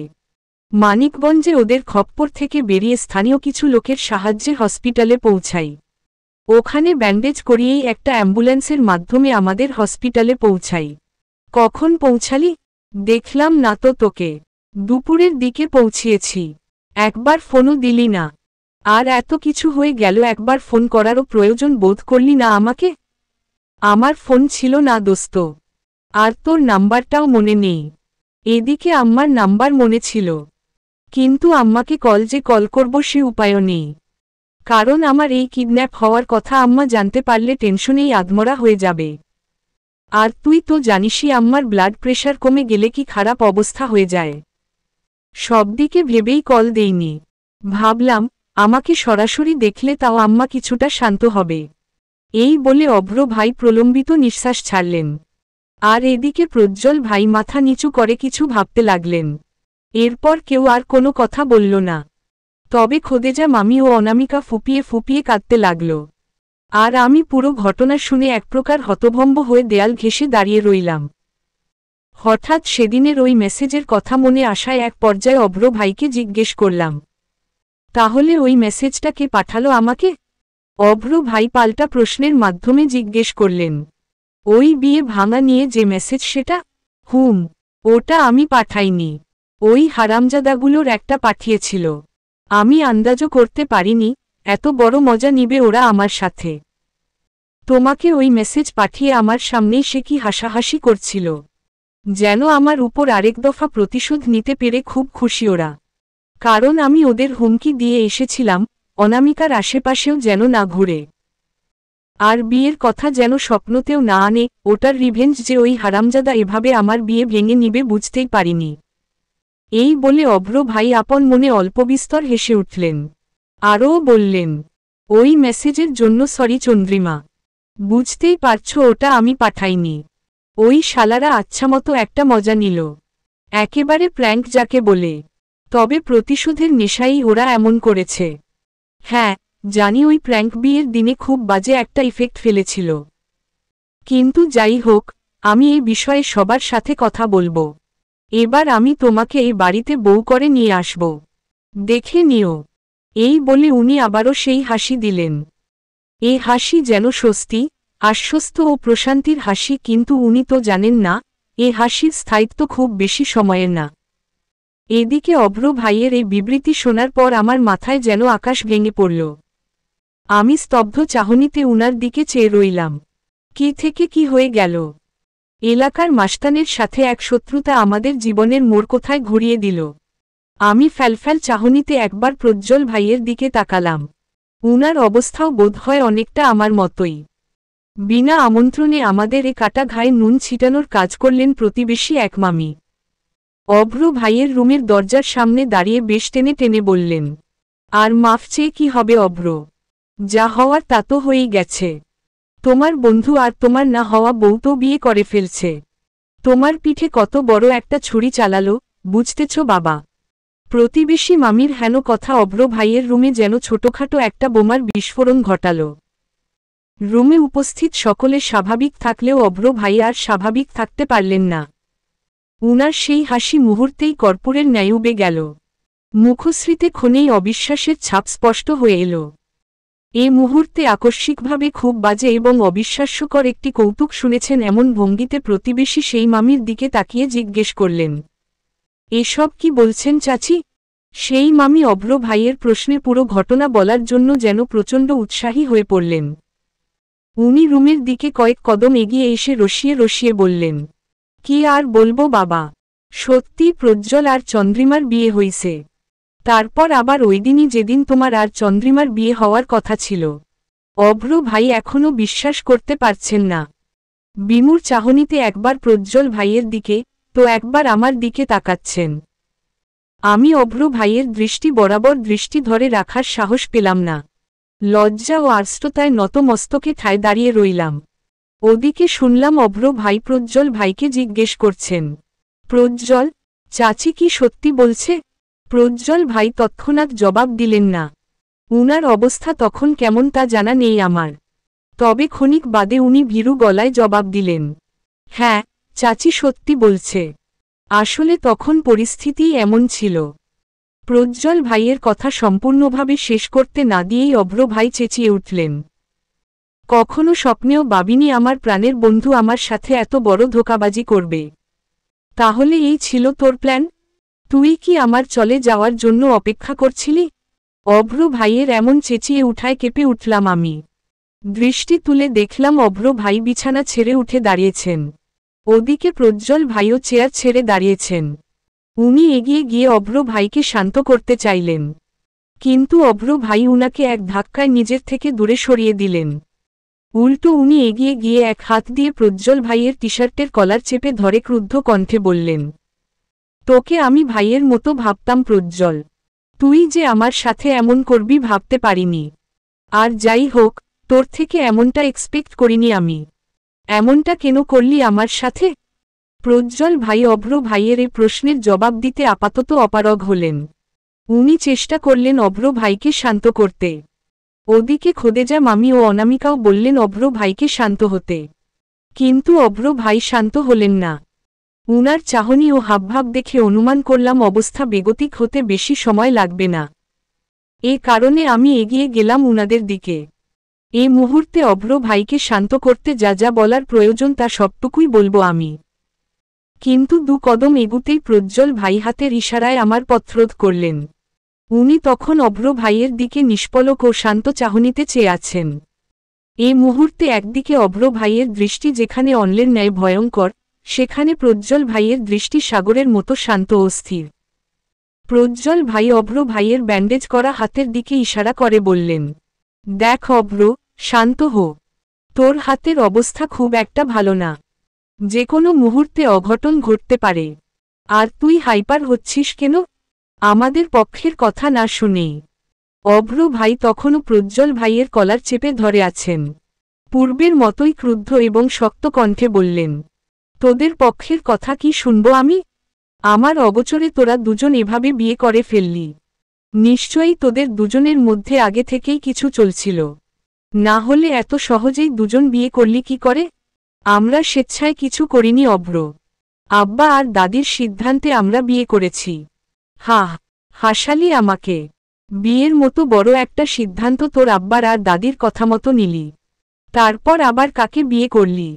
যাকে আমি ভালোবাসি, যাকে আমি বিয়ে করতে চেয়েছিলাম। ইচ্ছা করে করেছিস তুই এটা। প্রজ্জ্বল, তুই এটা বুঝে শুনে করেছিস। এই বলে উনি কলার ছেড়েই ওই হাত দিয়ে প্রজ্জ্বল ভাইয়ের গালে ঘুষি মারলেন। উনার এই আকস্মিক এ আচরণে আমি হতভম্ব হয়ে গেলাম। বিস্মিত হলেন খোদ প্রজ্জ্বল ভাই, খোদেজা মামি ও অনামিকাও। কেউ হয়তো ভাবতে পারেনি অভ্র ভাই মারামারি পর্যায়ে নেমে আসবেন। বুঝতে পারছি অভ্র ভাই এখন প্রচণ্ড রেগে আছেন, মাথা গরম হয়ে আছে। কিন্তু তাই বলে এভাবে মারবেন প্রজ্জ্বল ভাইকে তা ভাবনার বাইরে ছিল। এসব দেখে আমি আর নিজেকে আটকিয়ে রাখতে পারলাম না। এগিয়ে গেলাম অভ্র ভাইকে থামাতে। কিন্তু সে মুহূর্তে আমাকে আরেক দফা বিস্মিত করে প্রজ্জ্বল ভাইও উল্টো অভ্র ভাইকে ঘুষি মারলেন। দাঁতে দাঁত পিষে বললেন, বললাম শান্ত হতে। আগে আমাদের কথা পুরোপুরি শুনবি তো? না, নিজের মতো মতো বানিয়ে মাথা গরম করে ফেলছিস কেন? একটু কি ঠান্ডা হওয়া যায় না? ঠান্ডা হব? আমার জায়গায় তুই হলে বুঝতি এমন সিচুয়েশনে কিভাবে ঠান্ডা হওয়া যায়। প্রজ্জ্বল, চন্দ্রিমা আমার 4 বছরের অপেক্ষার ভালোবাসা। ওকে আমি সারা জীবনের জন্য নিজের করে পেতে যাচ্ছিলাম। কিন্তু পরিস্থিতির সুযোগ নিয়ে তুই ওকে বিয়ে করলি কেন? কেন? বলেই অভ্র ভাই চোখের পলকে পুনরায় প্রজ্জ্বল ভাইকে ঘুষি মারলেন। ক্রোধে বিবেক হারিয়ে প্রজ্জ্বল ভাইও পুনরায় মারতে গেলেন। কিন্তু এর পূর্বেই অনামিকা এসে থামিয়ে দিলেন উনাকে। ততক্ষণে আমিও উনার কাছে চলে এসেছি। প্রজ্জ্বল ভাইয়ের পাশে আমাকে দাঁড়িয়ে থাকতে দেখে অভ্র ভাই আবারও মারার জন্য এগিয়ে এলেন। কিন্তু এর পূর্বেই আমি অভ্র ভাইকে ধাক্কা দিয়ে সরিয়ে দিলাম। আকস্মাৎ এভাবে ধাক্কার সম্মুখীন হয়ে অভ্র ভাই তাল হারিয়ে কয়েক কদম পিছিয়ে গেলেন। হতভম্ব চাহনিতে কয়েক সেকেন্ড আমার দিকে চেয়ে মুহূর্তেই তাচ্ছিল্যের হাসি দিয়ে বললেন, বাহ চন্দ্রিমা, স্বামীর ঢাল হয়ে দাঁড়িয়ে গেলে দেখছি।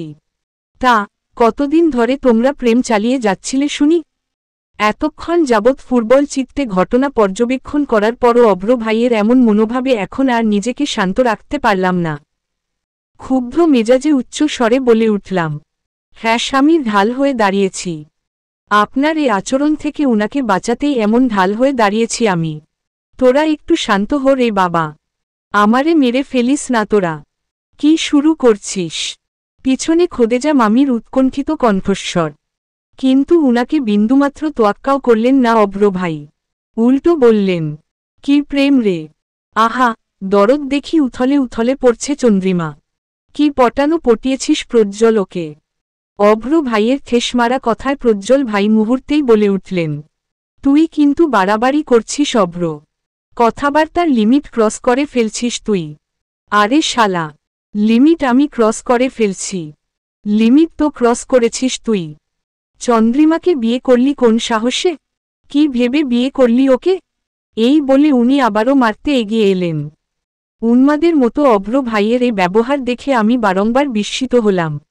কিন্তু এই মুহূর্তে আমার বিস্ময় ভাবের চেয়ে ক্রোধ প্রাধান্য পেল বেশি, যা আমি এর পূর্বে কখনো করিনি, কখনো কল্পনাতেও আনিনি। ক্রোধের বশে সেই কাজটাই করে বসলাম আমি। সপাটে অভ্র ভাইয়ের গালে চড় মেরে বসলাম। ক্রুদ্ধ কণ্ঠে বললাম, আপনার এই তিরিক্ষি মেজাজ আর গুন্ডামিপনার জন্যই আজ এমন পরিস্থিতিতে এসে দাঁড় হয়েছেন আপনি। আপনার এমন আচরণের জন্যই আজ 3টা জীবন নষ্ট হয়ে গিয়েছে। এসবের জন্য দায়ী একমাত্র আপনি। গত পর্বের শেষের দিকে অনেকটা এডিট করেছি, যারা পড়েননি পড়ে নিবেন। অভ্র ভাই হতভম্ব চাহনিতে আমার দিকে চেয়ে আছেন। সন্দেহ নেই, এ মুহূর্তে রুমে উপস্থিত প্রতিটি ব্যক্তির চাহনি অভ্র ভাইয়ের ন্যায় বিস্মিত ও হতভম্ব। পাশ হতে প্রজ্জ্বল ভাই আমায় নিজের দিকে ফিরিয়ে অনেকটা ধমকের সুরে বললেন, অভ্রকে থাপ্পড় মারলি কেন? বিষয়টা আমাদের দুজনের মধ্যে ছিল, তুই মাঝখানে এসে টপকালি কেন? প্রজ্জ্বল ভাইয়ের কথায় আমি মোটেও ভীত হলাম না, বরং উল্টো জোর গলায় বললাম, বিষয়টা মোটেও আপনাদের দুজনের মধ্যে ছিল না। এ বিয়ের ঘটনার কেন্দ্রবিন্দু আমি, আর অভ্র ভাই শুধু আপনাকে দোষারোপ করছিল। এই বলে আমি অভ্র ভাইয়ের দিকে চেয়ে বললাম, শুধু দোষারোপই না, মারামারি পর্যায়ে চলে এসেছিল উনি। কেন? শান্ত থেকে কথা শোনা যায়নি?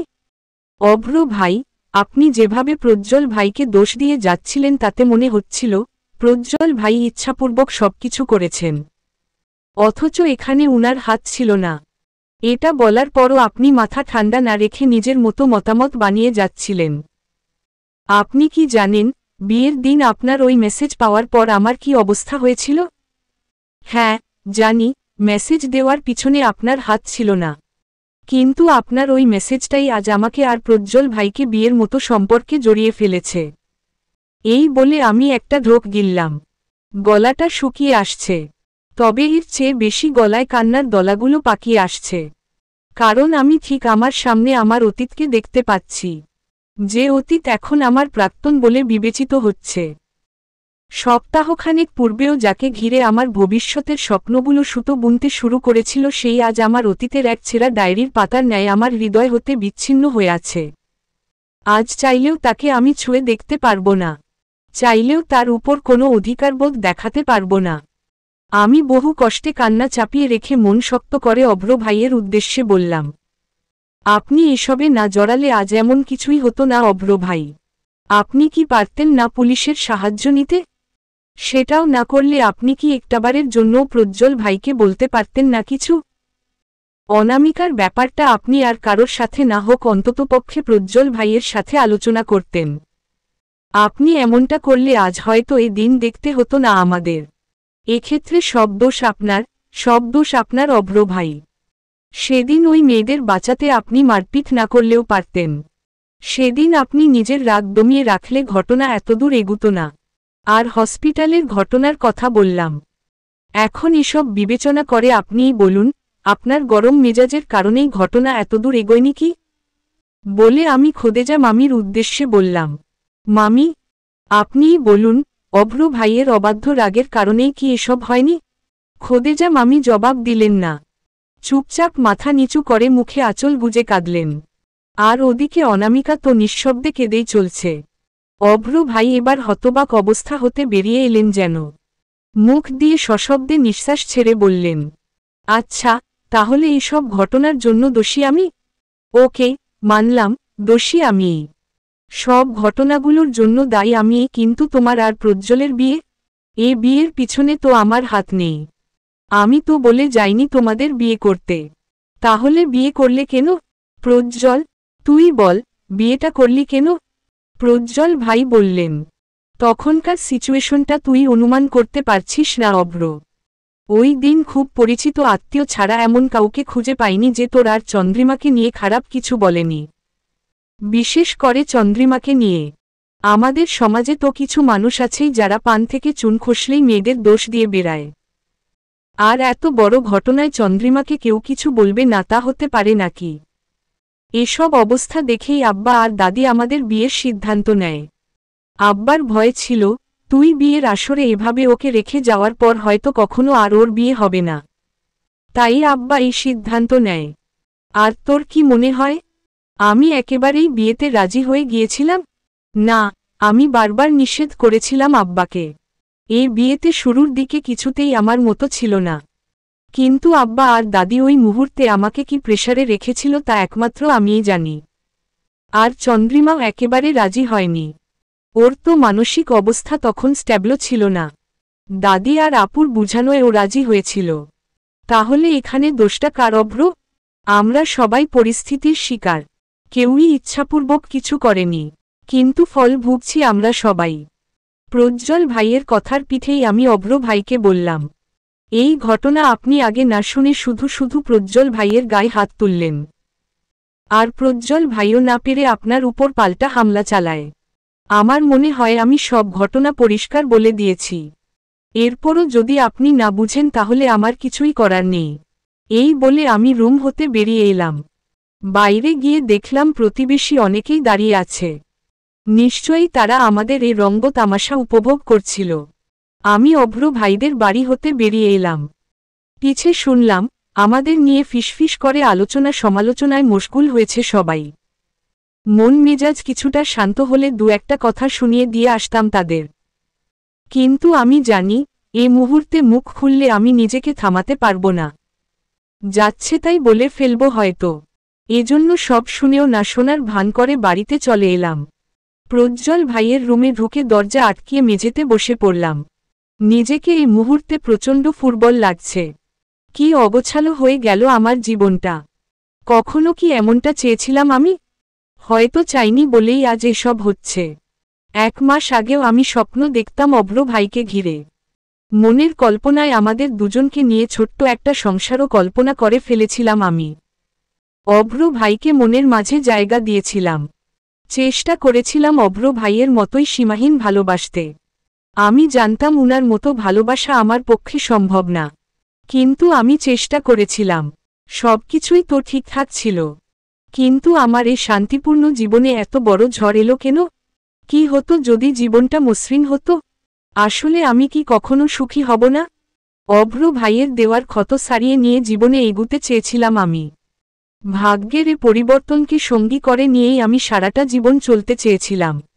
হাজার কষ্ট হোক, তবুও অনেকটা মনের বিরুদ্ধে গিয়েই প্রজ্জ্বল ভাইকে স্বামী হিসেবে মেনে নিতে শুরু করেছিলাম। তাহলে এমন মুহূর্তে হঠাৎ অভ্র ভাইয়ের এ আগমন কেন ঘটল? এখন আমি কি করে পারব অতীতকে সবসময় সামনে দেখে বর্তমান নিয়ে এগুতে?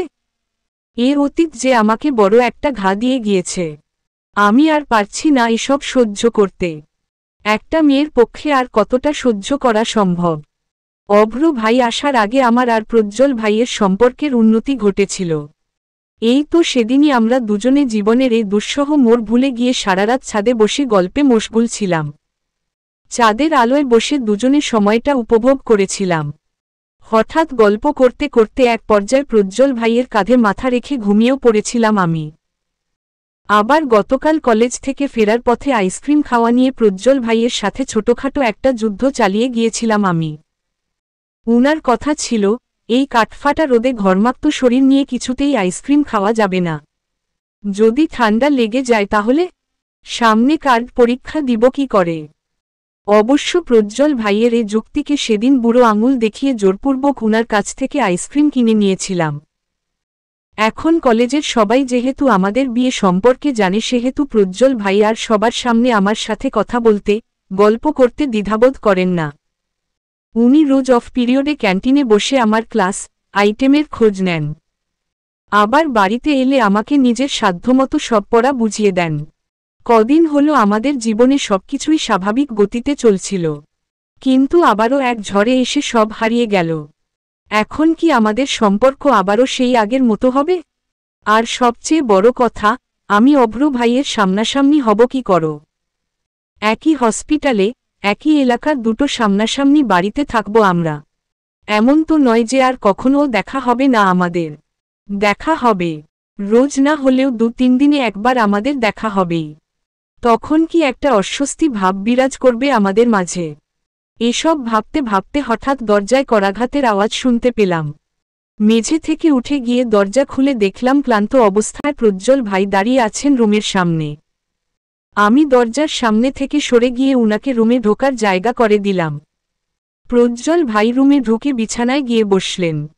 আমায় বললেন নিজের পাশে বসতে। জানি উনি কিছুক্ষণ পূর্বের ঘটে যাওয়া ঘটনাবলী নিয়েই কথা বলবেন, কিন্তু আমি এই মুহূর্তে এই ব্যাপারে কিছুই বলতে বা শুনতে চাইছি না। তাই উনাকে বাহান দিলাম যে আমাকে মামি ডাকছেন, কিন্তু উনি আমার কথা কানে তুললেন না, বরং অনেকটা জেদি স্বরেই বললেন আমাকে উনার পাশে বসতে। অগত্যা আর উপায় না দেখে উনার পাশে বসতে হলো আমাকে। প্রজ্জ্বল ভাইয়ের পাশে বসার সাথে সাথে উনার ডান হাত এবং আমার বাম দুটো একত্র করে দুজনের মাঝে বিছানার উপর চেপে ধরলেন। নিঃশব্দে বসে রইলেন কিছুক্ষণ। না উনি কথা বললেন, না আমি কথা বললাম। আমাদের মাঝে কেটে গেল কিছু নীরব মুহূর্ত। হঠাৎ ভগ্ন কণ্ঠে উনি বলে উঠলেন, চন্দ্রিমা, আমি তো এসব চাইনি। তাহলে এমন কেন হচ্ছে আমাদের সাথে? চন্দ্রিমা, আমার ভয় হচ্ছে আমার আর অভ্রর এত বছরের বন্ধুত্ব এবার ভেঙে না যায়। এই বলে উনি নিশ্চুপ হয়ে রইলেন। হঠাৎ উনার এ ধরনের কথায় মনে হল এসব কিছুর জন্য দায়ী আমি। আমাকে ঘিরেই সকল ঘটনা ঘটছে। উনাদের বন্ধুত্বের মাঝে আমি এসেছি। আমি একটা ঢোক গিলে থেকে থেকে বললাম, প্রজ্জ্বল ভাই, আমাকে মাফ করে দিবেন। আপনাদের বন্ধুত্বের মাঝে আমি এসেছি। হঠাৎ নিজেকে ভীষণ অপরাধী মনে হচ্ছে। আজ আমি না এলে হয়তো আপনাদের বন্ধুত্বে ফাটল ধরত না। আসলে একটা মেয়ে দুজন ছেলের বন্ধুত্ব নষ্ট করতে যথেষ্ট। আর এ কথাকে আমি হাতে নাতে প্রমাণ করলাম। তোর কোনো দোষ নেই চন্দ্রিমা, নিজেকে দোষারোপ করিস না। আসলে আমরা তিনজনই পরিস্থিতির শিকার। তিনজনের জীবনই এক দুঃসহ মোড়ে এসে থমকে দাঁড়িয়েছে। জানি না এ পরিস্থিতি হতে আমরা কি করে বেরিয়ে আসব। আমি পারব না আজীবন এ বোঝা নিয়ে চলতে। এই বলে উনি পুনরায় নীরবতা পালন করলেন। কিছুক্ষণ পর বেশ আর্জিপূর্ণ গলায় বললেন, চন্দ্রিমা, তোর পায়ে মাথা রেখে কি একটু শুয়ে থাকতে পারি? প্রজ্জ্বল ভাইয়ের এমন আরজ এড়িয়ে যেতে পারলাম না আমি। নিচু স্বরে ছোট্ট করে জবাব দিলাম, হুম। প্রজ্জ্বল ভাই আমার হাত ছাড়লেন। অতঃপর ধীরে সুস্থে আমার পায়ের উপর মাথা রাখলেন। ছোট বাচ্চাদের মতো জড়সড় হয়ে শুয়ে পড়লেন। অতঃপর আমার এক হাত নিজের দুহাতের মুঠোয় নিয়ে বুকের উপর চেপে ধরলেন। আর অপর হাত দিয়ে উনার মাথার চুলের মাঝে হাত বুলিয়ে দিতে বললেন। আমি উনার কথামতো উনার মাথার ঘন চুলের মাঝে হাত ডুবিয়ে দিলাম। ধীরে সুস্থে উনার মাথায় হাত বুলাতে লাগলাম। প্রজ্জ্বল ভাই কোনো কথা বললেন না, তবে খানিক বাদে বাচ্চাদের মতো কাঁদো কাঁদো স্বরে বললেন, চন্দ্রিমা, অভ্র কি কখনো আমায় মাফ করবে? তখন আসলে আমার হাত উঠানো উচিত হয়নি। বড় একটা ভুল করে ফেলেছি আমি। উনার কথা আমি নীরবে শুনে গেলাম। কথার পিঠে কোনো কথা বললাম না। উনি পুনরায় বললেন, সব কিছু কেমন হাতের নাগালের বাইরে চলে গেল না? আমি ভেবেছিলাম তোর দায়িত্ব পালন করে সংসার করব, বাকিটা জীবন কাটিয়ে দিব। কিন্তু এখন থেকে রোজ অভ্রকে আমার সামনে দেখলে সবকিছু দুর্বিষহ হয়ে যাবে আমার জন্য। বারবার মনে হবে আমি অভ্রর কাছ থেকে তোকে ছিনিয়ে এনেছি। সবকিছু এমন হয়ে গেল কেন চন্দ্রিমা? প্রজ্জ্বল ভাইয়ের এমন অসহায় কণ্ঠস্বর আমার দুচোখ ভিজিয়ে দিল। উনাকে শান্ত করতে বললাম, ভাগ্যের এই লীলাখেলাকে মেনে নিয়েই চলতে হবে প্রজ্জ্বল ভাই। আপনি না চাইলেও আমাদের এভাবে চলতে হবে। সমাজের কথা চিন্তা করে হলেও আমাদের এভাবে চলতে হবে। এই বলে আমি চুপ করে বসে রইলাম। ওদিকে প্রজ্জ্বল ভাইও কোনো জবাব দিলেন না। তবে কিছুক্ষণের মাঝেই খেয়াল করলাম উনি ঘুমিয়ে পড়েছেন। তাই আর বিরক্ত না করে ওভাবেই বসে রইলাম আমি। আর উনি ওভাবেই ঘুমিয়ে কাটিয়ে দিলেন। আজকাল অভ্র ভাই আমার সাথে কথা বলেন না, বলার চেষ্টাও করেন না। আবার আমি কথা বলতে চাইলেও কেমন যেন এড়িয়ে চলেন আমাকে। মাঝে মাঝে দেখি উনি দূর হতে আমাকে দেখছেন। তবে আমার চোখে চোখ পড়লেই উনি দৃষ্টি অন্যদিকে সরিয়ে নেন। উনার এ ব্যবহারে কষ্ট পেলেও মুখ ফুটে কিছুই বলি না আমি। কারণ ধরেই নিয়েছি এটা আমার প্রাপ্য। আফসোস হয় সেদিনটার জন্য যেদিন অভ্র ভাই আমাকে নিজের মনের কথা বলেছিলেন। আফসোস হয় সেদিনটার জন্য যেদিন আমাদের বিয়ে পাকাপোক্ত হয়েছিল। আফসোস হয় সেদিনটার জন্য যেদিন উনার ওই ছোট্ট বার্তার কারণে প্রজ্জ্বল ভাইয়ের সাথে সারাজীবনের জন্য বিয়ে নামক বন্ধনে আবদ্ধ হয়ে যেতে হয়। তবে আফসোস হলেও আমি তো এই বিয়ে নামক সম্পর্কটা পুরোপুরি মেনে নিয়েছি। তাহলে অভ্র ভাই কেন অতীত হয়ে সবসময় আমার স্মৃতিতে হানা দেয়? কেন আমার জীবনের প্রথম ভালোবাসার নাম করে আমার সুখগুলোকে পিষে দেয়?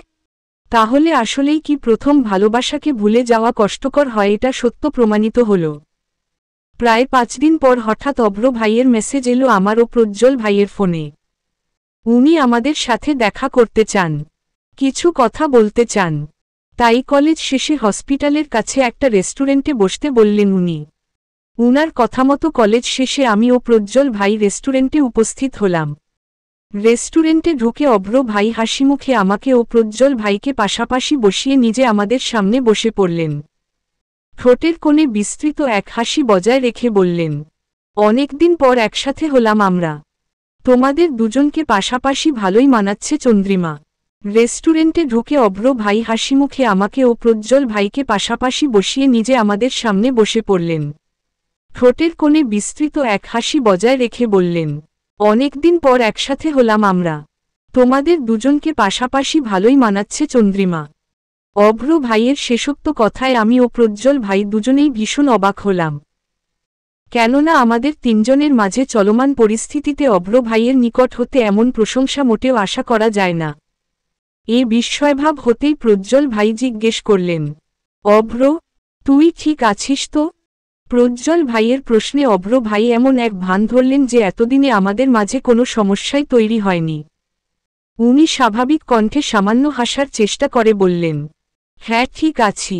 আমার আবার কি হবে? আচ্ছা, তোরা কি খাবি বল, অর্ডার করে দেই। আমি তো এখন পেট ভরে 1 প্লেট কাচ্চি খাবো। তোরা? অভ্র ভাইয়ের এহেন কথার বলার ঢঙে প্রজ্জ্বল ভাই আমার দিকে বিভ্রান্ত চাহনিতে চাইলেন। এত কিছু হওয়ার পর আমরা দুজনেই অভ্র ভাইয়ের এমন আচরণ ঠিক হজম করে নিতে পারছি না। কি হলো? বল, কি খাবি? অভ্র ভাইয়ের প্রশ্নে ধ্যান ভাঙল দুজনের। প্রজ্জ্বল ভাই বললেন, আমাদের জন্যও কাচ্চি অর্ডার দে। অভ্র ভাই কাচ্চি অর্ডার দিলেন। অতঃপর নড়েচড়ে ঠিকভাবে বসলেন উনি। আমায় জিজ্ঞেস করলেন, তোমার পড়ালেখার কি অবস্থা চন্দ্রিমা? কার্ড পরীক্ষা কবে? আমি সামান্য হাসার চেষ্টা করে বললাম, এই তো সামনের সপ্তাহে। ওহ আচ্ছা, কোন সাবজেক্টের? 3টাই একসাথে হবে এবার। গুড, এটা ভালো হবে। আচ্ছা প্রজ্জ্বল, তোর অবস্থা কি? আমার অবস্থা আগের মতোই। আচ্ছা অভ্র, তুই বলতো তোর এমন বিহেভিয়ার এর পিছনে কারণ কি? অভ্র ভাই ভ্রুজোড়া কুঞ্চিত করে পরনের শার্টের কলার ঠিক করতে করতে বেশ সাবলীল কণ্ঠে বললেন, কি কারণ থাকবে? আজকাল দেখি ভালো ব্যবহারেরও দাম নেই। তোদের সাথে অনেকদিন ভালোভাবে কথা বলা হয় না দেখেই আজ রেস্টুরেন্টে বসলাম। এতে কি দোষের কিছু? না, দোষের কিছু নেই। কিন্তু আমাদের তিনজনের মাঝে যা হয়েছে তাতে তোর এমন ব্যবহার করা ঠিক মানাচ্ছে না। তুই? প্রজ্জ্বল ভাইকে মাঝপথে থামিয়ে দিয়ে অভ্র ভাই বললেন, এখন এসব নিয়ে কথা না বলি আমরা। আপাতত পেট ভরে খাওয়া দাওয়া কর, তারপরে কথা বলছি। প্রজ্জ্বল ভাই আর কথা বাড়ালেন না। ততক্ষণে কাচ্চির প্লেটও এসে হাজির হয়েছে আমাদের টেবিলে। আমরা নিজেদের মতো খেয়ে দিয়ে হাত ধুয়ে চুপচাপ টেবিলে বসলাম। খানিক বাদেই প্রজ্জ্বল ভাই পুনরায় অভ্র ভাইকে জিজ্ঞেস করলেন, এবার বল, কি হয়েছে? এসবের কারণ কি অভ্র? অভ্র ভাই তৎক্ষণাৎ জবাব দিলেন না, 2 হাত দিয়ে আড়মোড়া ভেঙে টেবিলে হাত রাখলেন।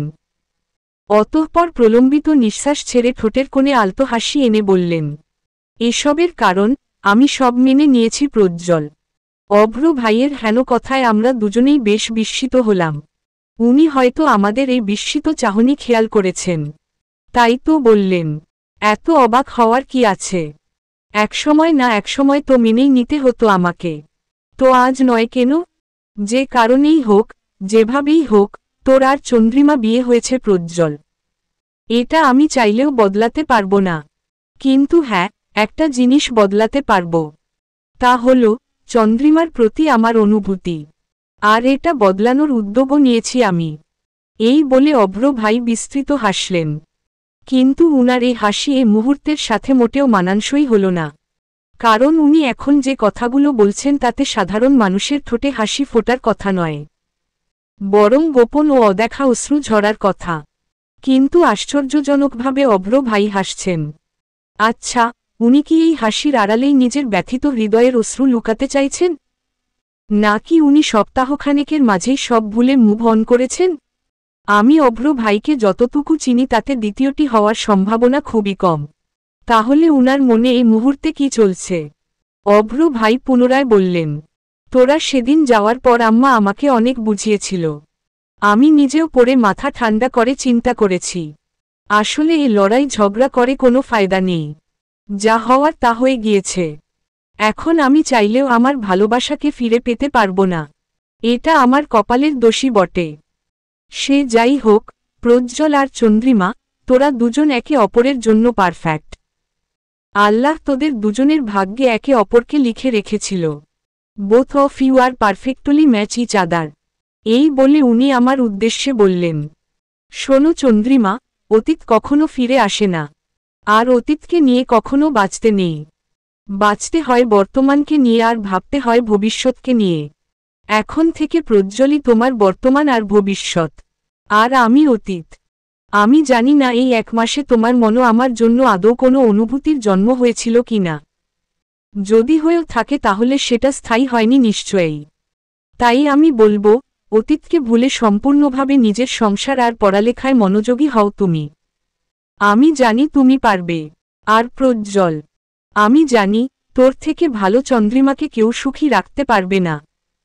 তোরা দুজন একে অপরকে সবসময় দেখে রাখিস, সুখে থাকিস দুজন। আজই এসব কথা বলছি, পরবর্তীতে এসব আর বলার সুযোগ বা মানসিকতা কোনোটাই থাকবে না আমার। এজন্য আমি চাই, আজ থেকে আমরা তিনজন আবার সেই আগের মতো হয়ে যাই। যদিও তোদের দুজনের মধ্যে বিস্তার একটা পার্থক্য আসবে। এই বলে অভ্র ভাই খানিক হাসলেন। পুনরায় বললেন, তবে আমার সাথে তোদের দুজনের সম্পর্কের কোনো পরিবর্তন আমি আনতে চাই না প্রজ্জ্বল। সব ভুলে তোর সাথে আমার সেই বন্ধুত্বটা আবারও গড়ে তুলতে চাই এবং আমি চাই এবার আমাদের বন্ধুত্বটা আরও পাকা হোক। যেন কোনো অবিশ্বাস বা ঝড় তুফান আমাদের এই বন্ধুত্ব ভাঙতে না পারে। আমি কিন্তু এ ব্যাপারে খুব সতর্ক থাকব এবার। আর আমি এটার গ্যারান্টি দিতে পারি যে আমার পক্ষ থেকে আর অবিশ্বাসের কোনো চান্স আসবে না। এই বলে উনি বিস্তৃত হেসে প্রজ্জ্বল ভাইয়ের দিকে করমর্দনে হাত বাড়িয়ে দিলেন। প্রজ্জ্বল ভাইও উনার দিকে হাত বাড়িয়ে দিলেন। দুজনে একত্রে হাত মিলিয়ে নির্ঝঞ্ঝাট একখানা হাসি দিলেন। অতঃপর অভ্র ভাই খানিক ঘুরে আমার দিকে চাইলেন। বললেন, চন্দ্রিমা, তোমার সাথেও আগের সেই দুষ্টুমিষ্টি হাসিখুশি সম্পর্কটা রাখতে চাই। তুমি আমাকে আগের মতোই ট্রিট করবে, আমিও তোমাকে সেই আগের চন্দ্রিমার মতো ট্রিট করব। হা, অনেক লম্বা লম্বা ভাষণ দিলাম। বলেই উনি সজোরে নিঃশ্বাস ছাড়লেন। বললেন, অলওয়েজ হ্যাপি কাপলের মতো থাকবি তোরা। আমি চাই, তোদের দুজনকে সবাই যেন সুখী দম্পতি হিসেবে মার্ক করতে পারে। আর এটাও চাই তোদের দুজনের মধ্যে স্বামী স্ত্রীর সেই গভীর বন্ডিং আর ভালোবাসা যেন তৈরি হয়। অনেক কথা বলে ফেলেছি, এখন আমি উঠি। পেশেন্টরা সব নিশ্চয়ই আমাকে মনে মনে গালি দিচ্ছে। ওকে, পরে দেখা হবে তাহলে। এই বলেই অভ্র ভাই আর কথা না বাড়িয়ে চেয়ার ছেড়ে উঠে গেলেন। কয়েক সেকেন্ডের মাঝেই উনি রেস্টুরেন্ট হতেও চলে গেলেন। অভ্র ভাই চলে যেতেই প্রজ্জ্বল ভাই আমার দিকে ঘুরে বসলেন। জিজ্ঞেস করলেন, চন্দ্রিমা, তুই ঠিক আছিস তো? প্রজ্জ্বল ভাইয়ের প্রশ্নে বোধ ফিরে এলো আমার। এতক্ষণ যাবৎ বোধহয় কোনো এক দেয়ালে ঘেরা মোহে আটকে ছিলাম আমি। কারণ অভ্র ভাইয়ের কথাগুলো আমায় অন্য জগতে নিয়ে গিয়েছিল, যে জগতে আমি মনোযোগ দিয়ে শুধু উনার কথা শুনেছি। কোনো ধরনের প্রতিক্রিয়া, চিন্তা ভাবনা কিছুই করিনি। তবে ভাবনার মধ্যে আমার একটাই ভাবনা ছিল, তা হল, অভ্র ভাই এতটা শক্ত হয়ে সব বললেন কি করে, মেনে নিলেন কি করে? উনি কি সত্যিই মন থেকে সব বলেছেন? তাহলে কি এবার আমারও সব মেনে নিয়ে অতীতকে পিছে ফেলে পুরোপুরিভাবে সংসারে মনোযোগী হওয়া উচিত? প্রজ্জ্বল ভাইকে মন ও মস্তিষ্ক দিয়ে স্বামী হিসেবে মেনে নেওয়া উচিত? বাড়ি ফিরে আমি আজ প্রজ্জ্বল ভাইয়ের রুমে না গিয়ে নিজের রুমে গিয়ে বসলাম। দরজা আটকে হাতমুখ ধুয়ে খাবার না খেয়েই ঘুমিয়ে পড়লাম। লম্বা ঘুম শেষে উঠে দেখি রাত 10টা বাজে। এত দীর্ঘ ঘুম শেষে ঘড়িতে সময় দেখে আমি ভীষণ অবাক হলাম। আমি যে এই অসময়ে এমন একটা ঘুম দিলাম বিশ্বাসই করতে পারলাম না। বিছানা ছেড়ে উঠে আবারও হাতমুখ ধুয়ে জানালার ধারে দাঁড়ালাম। মধ্যম গতিতে এদিকটায় শীতল হাওয়া বয়ে চলছে। বাতাসের সাথে ভেসে আসছে মাটির সোদা ঘ্রাণ। যে ঘ্রাণ যেকোনো বৃষ্টিপ্রেমী মানুষের জন্য মাতাল করা এক ঘ্রাণ, এ ঘ্রাণ আভাস দেয় আগাম বৃষ্টির। বোধ করলাম দূরে কোথাও বৃষ্টি হয়েছে। আমাদের এখানেও যে বৃষ্টি শুরু হবে তাতে কোনো সন্দেহ নেই। দূর হতে মেঘের মৃদু গর্জন শোনা যাচ্ছে যেহেতু। খানিক সময়ের মাঝেই মেঘের শরীর চীর্ণ করে ঝমঝমিয়ে বৃষ্টি নামল। এ বাঁধভাঙা বৃষ্টির উল্লাস দেখে বহুদিন পর বৃষ্টিতে ভিজার শখ জেগে উঠল মনে। শ্রাবণের শেষের দিকের বৃষ্টি বলে কথা। এ বৃষ্টিতে ভেজার নিমন্ত্রণকে কি করে নাকচ করা যায়। আমি দ্রুত দরজা খুলে ছাদের দিকে পা বাড়ালাম। ছাদে এসেই দেখলাম বৃষ্টির বেগ পূর্বের তুলনায় খানিক বৃদ্ধি পেয়েছে। সিঁড়িতে দাঁড়িয়ে বৃষ্টি ছোঁয়ার জন্য এক হাত বাড়িয়ে দিলাম। তৎক্ষণাৎ মনে হল বৃষ্টির শীতল ঝিরিঝিরি স্পর্শ আমার সমস্ত শরীরে কম্পন ধরিয়ে দিল। আর অপেক্ষার প্রহর না বাড়িয়ে আমি ছাদের দিকে পা বাড়ালাম। শ্রাবণের শেষ, তবে আমার জন্য প্রথম বর্ষণে ভেজার এই অনুভূতি অবর্ণনীয় হল আমার কাছে। বৃষ্টির এ ছোঁয়া আমার মনে শীতল অনুভূতির জাগান দিল। আমি চোখ বন্ধ করে বৃষ্টির প্রতিটি ফোঁটা অনুভব করার চেষ্টা করলাম। বন্ধ চোখে ধীরে ধীরে আমার অতীতের স্মৃতি ভেসে এলো। বাবা মার স্মৃতি, ভাইয়ার স্মৃতি, সব হাস্যোজ্জ্বল মুহূর্তের স্মৃতি। খানিক সময়ের মাঝেই আমার স্মৃতিতে ধরা দিল অভ্র ভাইয়ের সাথে কাটানো কিছু মুহূর্ত। তৎক্ষণাৎ আমি চোখ মেলে চাইলাম। উপলব্ধি করলাম অভ্র ভাই আমার অতীত। উনার প্রতি এতদিনে আমার যে অনুভূতি সৃষ্টি হয়েছিল, হোক তা গাঢ় বা অস্পষ্ট, তা চিরতরে মুছে ফেলতে হবে। উনাকে নিয়ে আর ভাবা চলবে না। কেননা অভ্র ভাইয়ের সকল ভালোবাসার স্মৃতি শ্রাবণের এই বাড়িধারার সাথে ধুয়ে মুছে ফেলা যাক। সম্ভবত এটা আমার জন্য বেশ সহজ হবে। চন্দ্রিমা, তুই এভাবে বৃষ্টিতে ভিজছিস কেন? হঠাৎ পিছন হতে প্রজ্জ্বল ভাইয়ের কণ্ঠস্বর কর্ণপাত হতেই চমকে পিছনে তাকালাম। দেখলাম ছাতা হাতে উনি এগিয়ে আসছেন আমার দিকে। আমার কাছে এসে উনি খানিকটা বড়মানুষী কণ্ঠে বললেন, বৃষ্টির পানি কি ঠান্ডা দেখছিস? সেই কখন থেকে বৃষ্টিতে ভিজছিস তুই? ঠান্ডা লাগবে না? আর কয়দিন পর যে পরীক্ষা সে চিন্তা আছে? এখন জ্বর বাঁধিয়ে বসে থাকলে চলবে নাকি? চল এক্ষুনি। এই বলে প্রজ্জ্বল ভাই আমার হাত চেপে ধরলেন। আমি তৎক্ষণাৎ আলতো হাতে উনার হাত থেকে হাত হটিয়ে মৃদু হাসলাম। ধীর লয়ে বললাম, আজ একটু বৃষ্টিতে ভিজতে দিন না। ভালো লাগছে খুব। এ বৃষ্টিতে আমি আমার অতীতের সবকিছু ধুয়ে মুছে ফেলতে চাই প্রজ্জ্বল ভাই। আমার বর্তমানকে নিয়ে ভবিষ্যৎ কাটাতে চাই। একটু থাকতে দিন। প্রজ্জ্বল ভাই নীরব রইলেন। ফের আমার হাত ধরলেন না, তবে ওখানেই ঠায় দাঁড়িয়ে রইলেন। আমি বললাম, আমি চলে যেতে পারেন প্রজ্জ্বল ভাই। আমার জন্য চিন্তা করবেন না। বৃষ্টি শেষ হলেই চলে আসব। কিছুক্ষণের মধ্যেই হয়তো থেমে যাবে। আপনি চলে যান। প্রজ্জ্বল ভাই এবারও আর কথা বললেন না। নীরব চাহনিতে কয়েক সেকেন্ডের জন্য আমার পানে চেয়ে রইলেন। অতঃপর ছাতা হাতেই ফিরতি পথ ধরলেন। উনি ছাদ হতে গিয়েছেন কি না জানি না, তবে উনি যাওয়ার কয়েক সেকেন্ডের মধ্যেই আবারও ঝুম বৃষ্টি নেমে এলো। অনাকাঙ্ক্ষিত এই বৃষ্টির পরশে আমি ভীষণ খুশি হলাম। হৃদয় প্রশান্তি ছেয়ে গেল। যাক, আরও কিছুক্ষণ সময় বৃষ্টির সাথে কাটানো যাবে। তাদের সাথে মনের গহীনে অদৃশ্য বর্ণমালার মাধ্যমে ভাষা তৈরি করা যাবে, কথা বলা যাবে। ইস, কি দারুণ এক অনুভূতি! এতক্ষণ যাবৎ দাঁড়িয়ে রয় পা দুটো খানিক ব্যথা করছে বলে আমি ছাদের সিমেন্টের মেঝেতেই বসে পড়লাম। তৎক্ষণাৎ লক্ষ্য করলাম প্রজ্জ্বল ভাইও আমার পাশে এসে বসে পড়েছেন। তবে এবার আর পূর্বের ন্যায় হাতে ছাতা নেই। খালি হাতে আমার পাশে এসে বসেছেন উনি। আকস্মাৎ প্রজ্জ্বল ভাইকে এভাবে আমার পাশে এসে বসতে দেখে যারপরনাই বিস্মিত হলাম। উনি তো মাত্রই চলে গিয়েছিলেন, তাহলে আবারও ফিরে এলেন যে? সেটাও আবার ছাতাবিহীন। সবসময় বৃষ্টিতে ভেজা বারণ করা ব্যক্তিটা আজ হঠাৎ কি মনে করে ভিজছে? মনে উকি দেওয়া এই প্রশ্নের জবাব পেতে খানিক হাসির ছলেই পাশ ফিরে উনাকে জিজ্ঞেস করলাম, কি ব্যাপার প্রজ্জ্বল ভাই, আজ কি মনে করে বৃষ্টিতে ভিজতে এলেন? সব সময় আমাকে বারণ করে, আজ নিজেই সে বারণ মানছেন না। প্রজ্জ্বল ভাই আকাশের দিকে লক্ষ্য করে বললেন, দেখতে এলাম বৃষ্টির অগণিত ফোঁটা কিভাবে মানুষের অগণিত দুঃখ ভুলিয়ে দেয়। আপনার মনেও কি কোনো দুঃখ আছে? প্রজ্জ্বল ভাই চট করে আমার দিকে তাকিয়ে জিজ্ঞেস করলেন, কেন, থাকতে পারে না? পারে, তবে আপনাকে দেখে কখনো মনে হয়নি এমন। প্রজ্জ্বল ভাই খানিক হেসে বললেন, সবাই কি সবকিছু প্রকাশ করতে পারে রে পাগলি? কত মানুষের মনে কত দুঃখ, কষ্ট, অজানা ইচ্ছা লুকিয়ে থাকে, চাইলেও সে প্রকাশ করতে পারে না, আবার কখনো সে ইচ্ছাপূর্বকও প্রকাশ করে না। প্রজ্জ্বল ভাইয়ের কথাবার্তার আমি সব ভুলে বেশ কৌতূহলী হয়ে পড়লাম। জিজ্ঞেস করলাম, আপনার ক্ষেত্রে কোনটা প্রজ্জ্বল ভাই? প্রজ্জ্বল ভাই বুঝি খানিক চমকে উঠলেন। ওদিকে বিদ্যুৎও চমকে উঠল। এক্ষেত্রে উনি আমার প্রশ্নে চমকালেন নাকি বিদ্যুৎ চমকানোর শব্দে চমকালেন কে জানে। প্রজ্জ্বল ভাই বললেন, জটিল একটা প্রশ্ন, এখনও এই প্রশ্নের জবাব দেওয়ার মতো সময় আসেনি। সময় হলে বলবো। এই সাধারণ প্রশ্নের জবাবের জন্য সময়ের প্রয়োজন হয় নাকি? প্রজ্জ্বল ভাই মৃদু হাসলেন, বললেন, হয় হয়, মাঝে মাঝে দেখি তুই ভীষণ বোকা বোকা কথা বলিস। প্রজ্জ্বল ভাইয়ের মুখে বোকা সম্বোধন শুনে খানিক রাগ হলো বটে। ফলে উনাকে নিজের দিকে ঘুরিয়ে আমিও উনার দিকে ঘুরে বসলাম। অতঃপর চোখমুখ কুঁচকে কিঞ্চিত রাগত স্বরে বললাম, আমাকে বোকা বললেন কেন? কি এমন করলাম আমি? করেছিস, অনেক বোকামো করেছিস।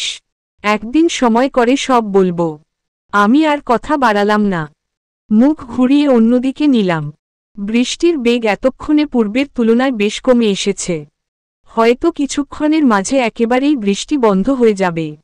দূরে কোথাও তখন অবিরাম বিদ্যুৎ চমকাচ্ছে, কিন্তু এখানে খুব একটা শব্দ আসছে না। মিনিট খানেকের মাঝেই বৃষ্টি প্রায় বন্ধ হয়ে গেল। এখন গুড়ি গুড়ি বৃষ্টি হচ্ছে। এ বৃষ্টিতে ভিজে তৃপ্তি পাওয়া যায় না বলে এখন রুমে ফেরার তাগাদা অনুভব করলাম। ঘাড় ঘুরিয়ে প্রজ্জ্বল ভাইকে বললাম, চলুন, এখন তো বৃষ্টি নেই তেমন, রুমে যাই। এই বলে আমি উঠতে নিলাম, কিন্তু তৎক্ষণাৎ প্রজ্জ্বল ভাই আমার হাত ধরে আমাকে পূর্বের ন্যায় বসিয়ে দিলেন। বললেন, এখনো বৃষ্টি থামেনি চন্দ্রিমা, তাহলে যেতে চাইছিস কেন? এই গুড়ি গুড়ি বৃষ্টিতে ভিজে তৃপ্তি পাওয়া যায় না, ভালো লাগে না, তাই চলে যেতে চাইছি। আপনিও চলুন, আজ নির্ঘাত আপনার ঠান্ডা লাগবে।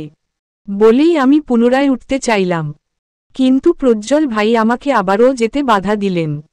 আর এবার আমার হাতটা পূর্বের চেয়েও বেশ শক্ত করে ধরলেন। লক্ষ্য করলাম, প্রজ্জ্বল ভাইয়ের চাহনি পরিবর্তন হয়ে গিয়েছে। নিষ্পলক ও গম্ভীর চাহনিতে উনি তাকিয়ে আছেন আমার দিকে। দেখে অবাক হলাম, এ বৃষ্টির মাঝেও উনি কি করে চোখের পলক ফেলছেন না। যদিও বৃষ্টির গতি একেবারেই কম এখন, তবুও এই মুহূর্তে উনার নিষ্পলক চাহনি দেখে আমি বেশ অবাক হলাম। প্রজ্জ্বল ভাই আমার হাত ওভাবেই ধরে ধীরলয়ে বললেন, কিন্তু আমি তৃপ্তি পাচ্ছি। এ বৃষ্টিতে ভিজেও আমি তৃপ্তি পাচ্ছি। আজ অদ্ভুত এক অনুভূতি হচ্ছে এ বৃষ্টিতে ভিজে। প্রজ্জ্বল ভাইয়ের এরূপ কণ্ঠ শুনে আমার বিস্ময়ের মাত্রা আরও বেড়ে গেল। সাথে বুকের মাঝে মৃদুস্বরে টিপটিপ আওয়াজ বাড়তে লাগল। উনার এমন চাহনি ও কণ্ঠস্বর মোটেও স্বাভাবিকভাবে নিতে পারলাম না। ফাঁকা একটা ঢোক গিলে আমতা আমতা করে বললাম, প্রজ্জ্বল ভাই, আমাদের এখন যাওয়া উচিত। এই বলে আমি দৃষ্টি এদিক ওদিক ঘোরাতে লাগলাম। এ মুহূর্তে উনার দৃষ্টি বরাবর দেখার দুঃসাহস নেই আমার। প্রজ্জ্বল ভাই আমার হাত ছেড়ে দিলেন। তবে আকস্মাৎ এমন একটি কাজ করে বসলেন তা কল্পনাও করিনি আমি। উনি হঠাৎ আমার গলায় হাত ঘেঁষে মাথার পিছনের খোলা চুলে হাত রাখলেন। অতঃপর পিছনের চুলগুলো খানিক জোরে চেপে ধরে আকস্মাৎ নিজের দিকে আমায় টেনে নিলেন।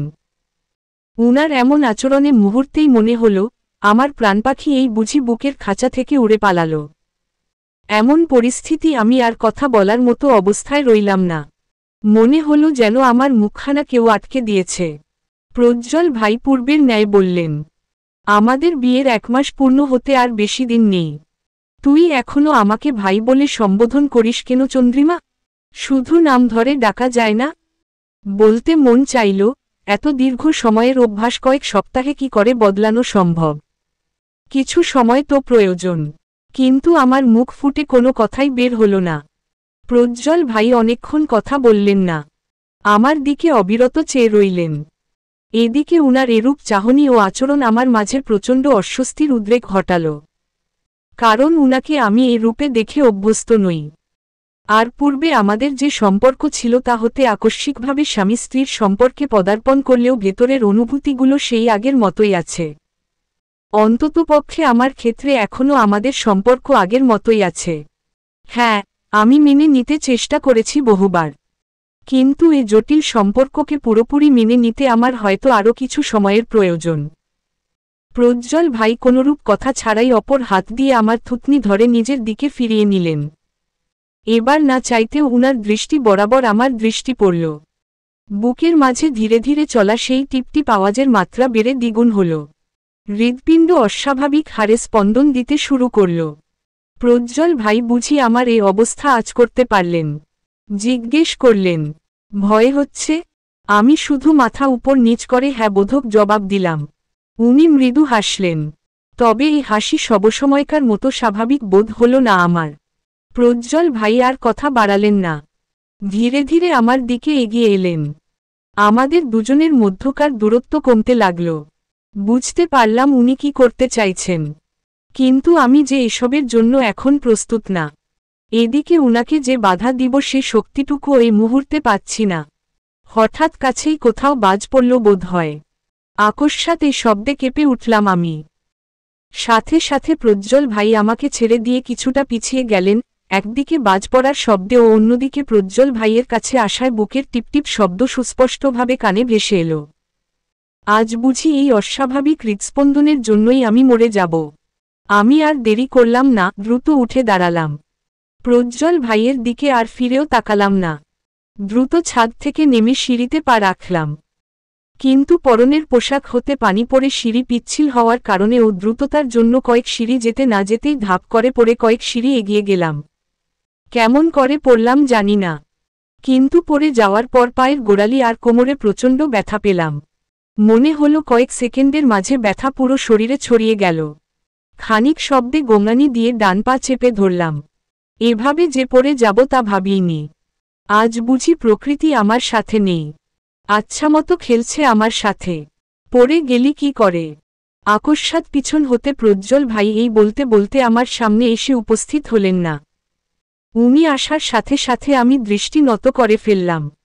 কিছুক্ষণ পূর্বেই যে ঘটনা ঘটিয়েছেন উনি, তাতে উনার দিকে এই মুহূর্তে তাকানো আমার পক্ষে সম্ভব না।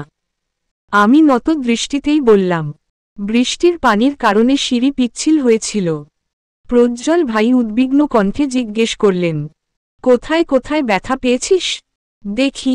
উঠে দাঁড়ানোর চেষ্টা করত। এই বলেই প্রজ্জ্বল ভাই আমার অপর হাত ধরে আমায় উঠতে সাহায্য করলেন। আমিও উনার হাত চেপে ধরে উঠার চেষ্টা করলাম, কিন্তু একটু চেষ্টা করতেই ব্যর্থ হলাম। অনুভব করলাম গোড়ালিতে ব্যথা পাওয়ার সাথে পা মচকিয়েও গিয়েছে। ফলে উঠার প্রচেষ্টায় বেশ ব্যথা পেলাম।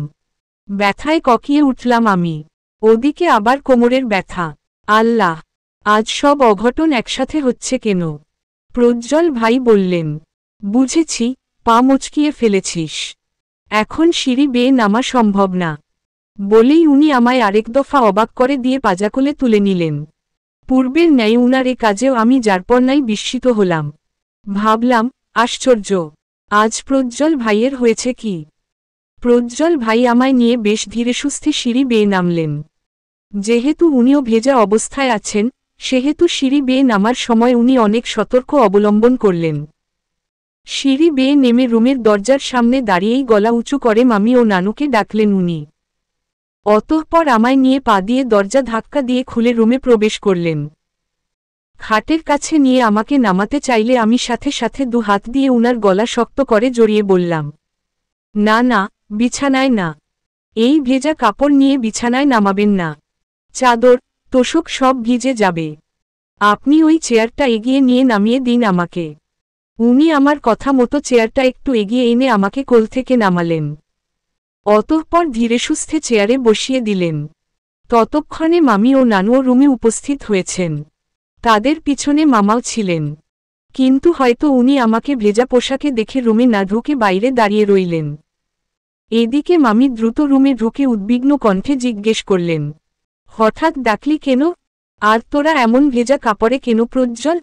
আমাদের জবাব দেওয়ার আগেই নানু বললেন, দেখো, মনে হয় বৃষ্টিতে ভিজেছে দুইজন। কি ব্যাপার? তোরা বৃষ্টিতে ভিজেও কাপড় না বদল করে বসে আছিস কেন? প্রজ্জ্বল ভাই আমার দিকে তাকিয়ে কোমরে দুহাত রেখে বললেন, তোমার গুন্ধর নাতনি সিঁড়িতে পড়ে পা মুচকিয়ে এসেছে। মামি ও নানু তৎক্ষণাৎ বিস্মিত কণ্ঠে হাই হাই করতে লাগলেন। মামি জিজ্ঞেস করলেন, সে কি? পড়লি কি করে? ওই যে বৃষ্টির পানির জন্য সিঁড়ি পিচ্ছিল ছিল। ম্যাডাম চোখ দুটো কপালে তুলে ওই পানি না দেখেই নেমেছে বোধ হয়। আচ্ছা আচ্ছা, যেভাবেই পড়িস না কেন এখন গিয়ে মাথা মুছে কাপড় বদলিয়ে নে, না হলে জ্বর এসে যাবে তো। কতক্ষণ ধরে ভেজা অবস্থায় আছে কে জানে। ওকে এখানেই চেঞ্জ করিয়ে দাও মা, ও বোধ হয় ওয়াশরুম পর্যন্ত যেতে পারবে না। আমি ওর রুমে গিয়ে চেঞ্জ করি। এই বলে প্রজ্জ্বল ভাই আমার মামির দিকপ একটা তোয়ালে এগিয়ে দিলেন এবং অপর একটা তোয়ালে আর একটা টি শার্ট প্যান্ট নিয়ে নিজে আমার রুমে চলে গেলেন। আর মামি তোয়ালে নিয়ে আমার মাথা মুছতে লাগলেন। ঘড়িতে সময় এখন রাত 10টা। আমি আর প্রজ্জ্বল ভাই আমাদের রুমে বিছানায় পাশাপাশি বসে আছি। নানু বসে আছে চেয়ারে, আর মামি আমাদের দুজনের সামনে দাঁড়িয়ে প্লেটে ভাত মাখাচ্ছেন। উনি এখন আমাদের দুজনকেই নিজ হাতে খাইয়ে দিবেন। যদিও আমাদের দুজনের এই মুহূর্তে খাওয়া নিয়ে চরম অনাগ্রহ কাজ করছে, কারণ দীর্ঘ সময় বৃষ্টিতে ভেজার ফলে আমার শরীর বেশ মেজম্যাজ করতে থাকে।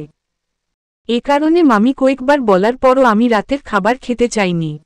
আবার প্রজ্জ্বল ভাইয়েরও খেতে মন চাইছিল না।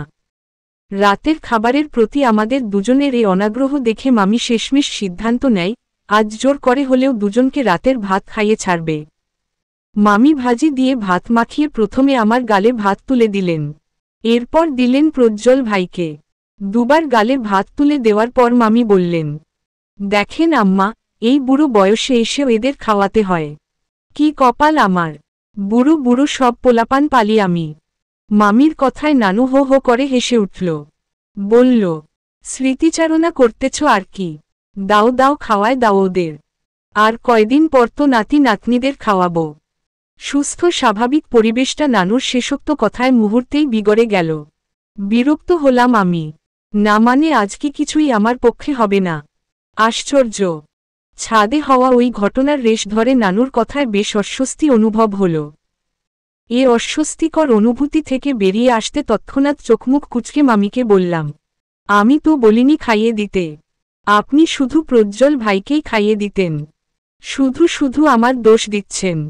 হুহো! আমার কথায় মামি বিস্মিত হয়ে বললেন, এখনও ওকে ভাই ডাকিস? হায় রে মেয়ের কাণ্ডগান!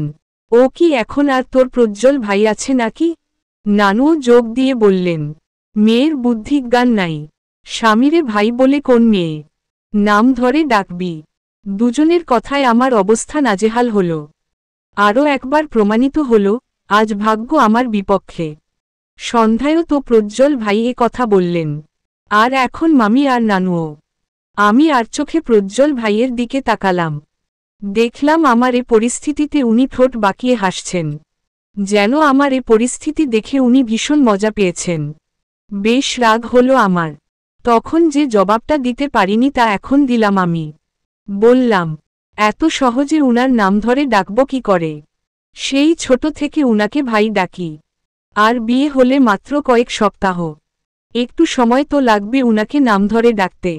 নানু বলল, নাম ধরে ডাকতে এত সমস্যা হলে বলবি, ওগো শুনতেছ। আর আজকালকার মেয়েরা কি যেন বলে, বাবু শুনতেছ, সোনা শুনতেছ। নানুর এহেন সম্বোধনগুলো শুনে আমি প্রায় বাকহারা হয়ে পড়লাম।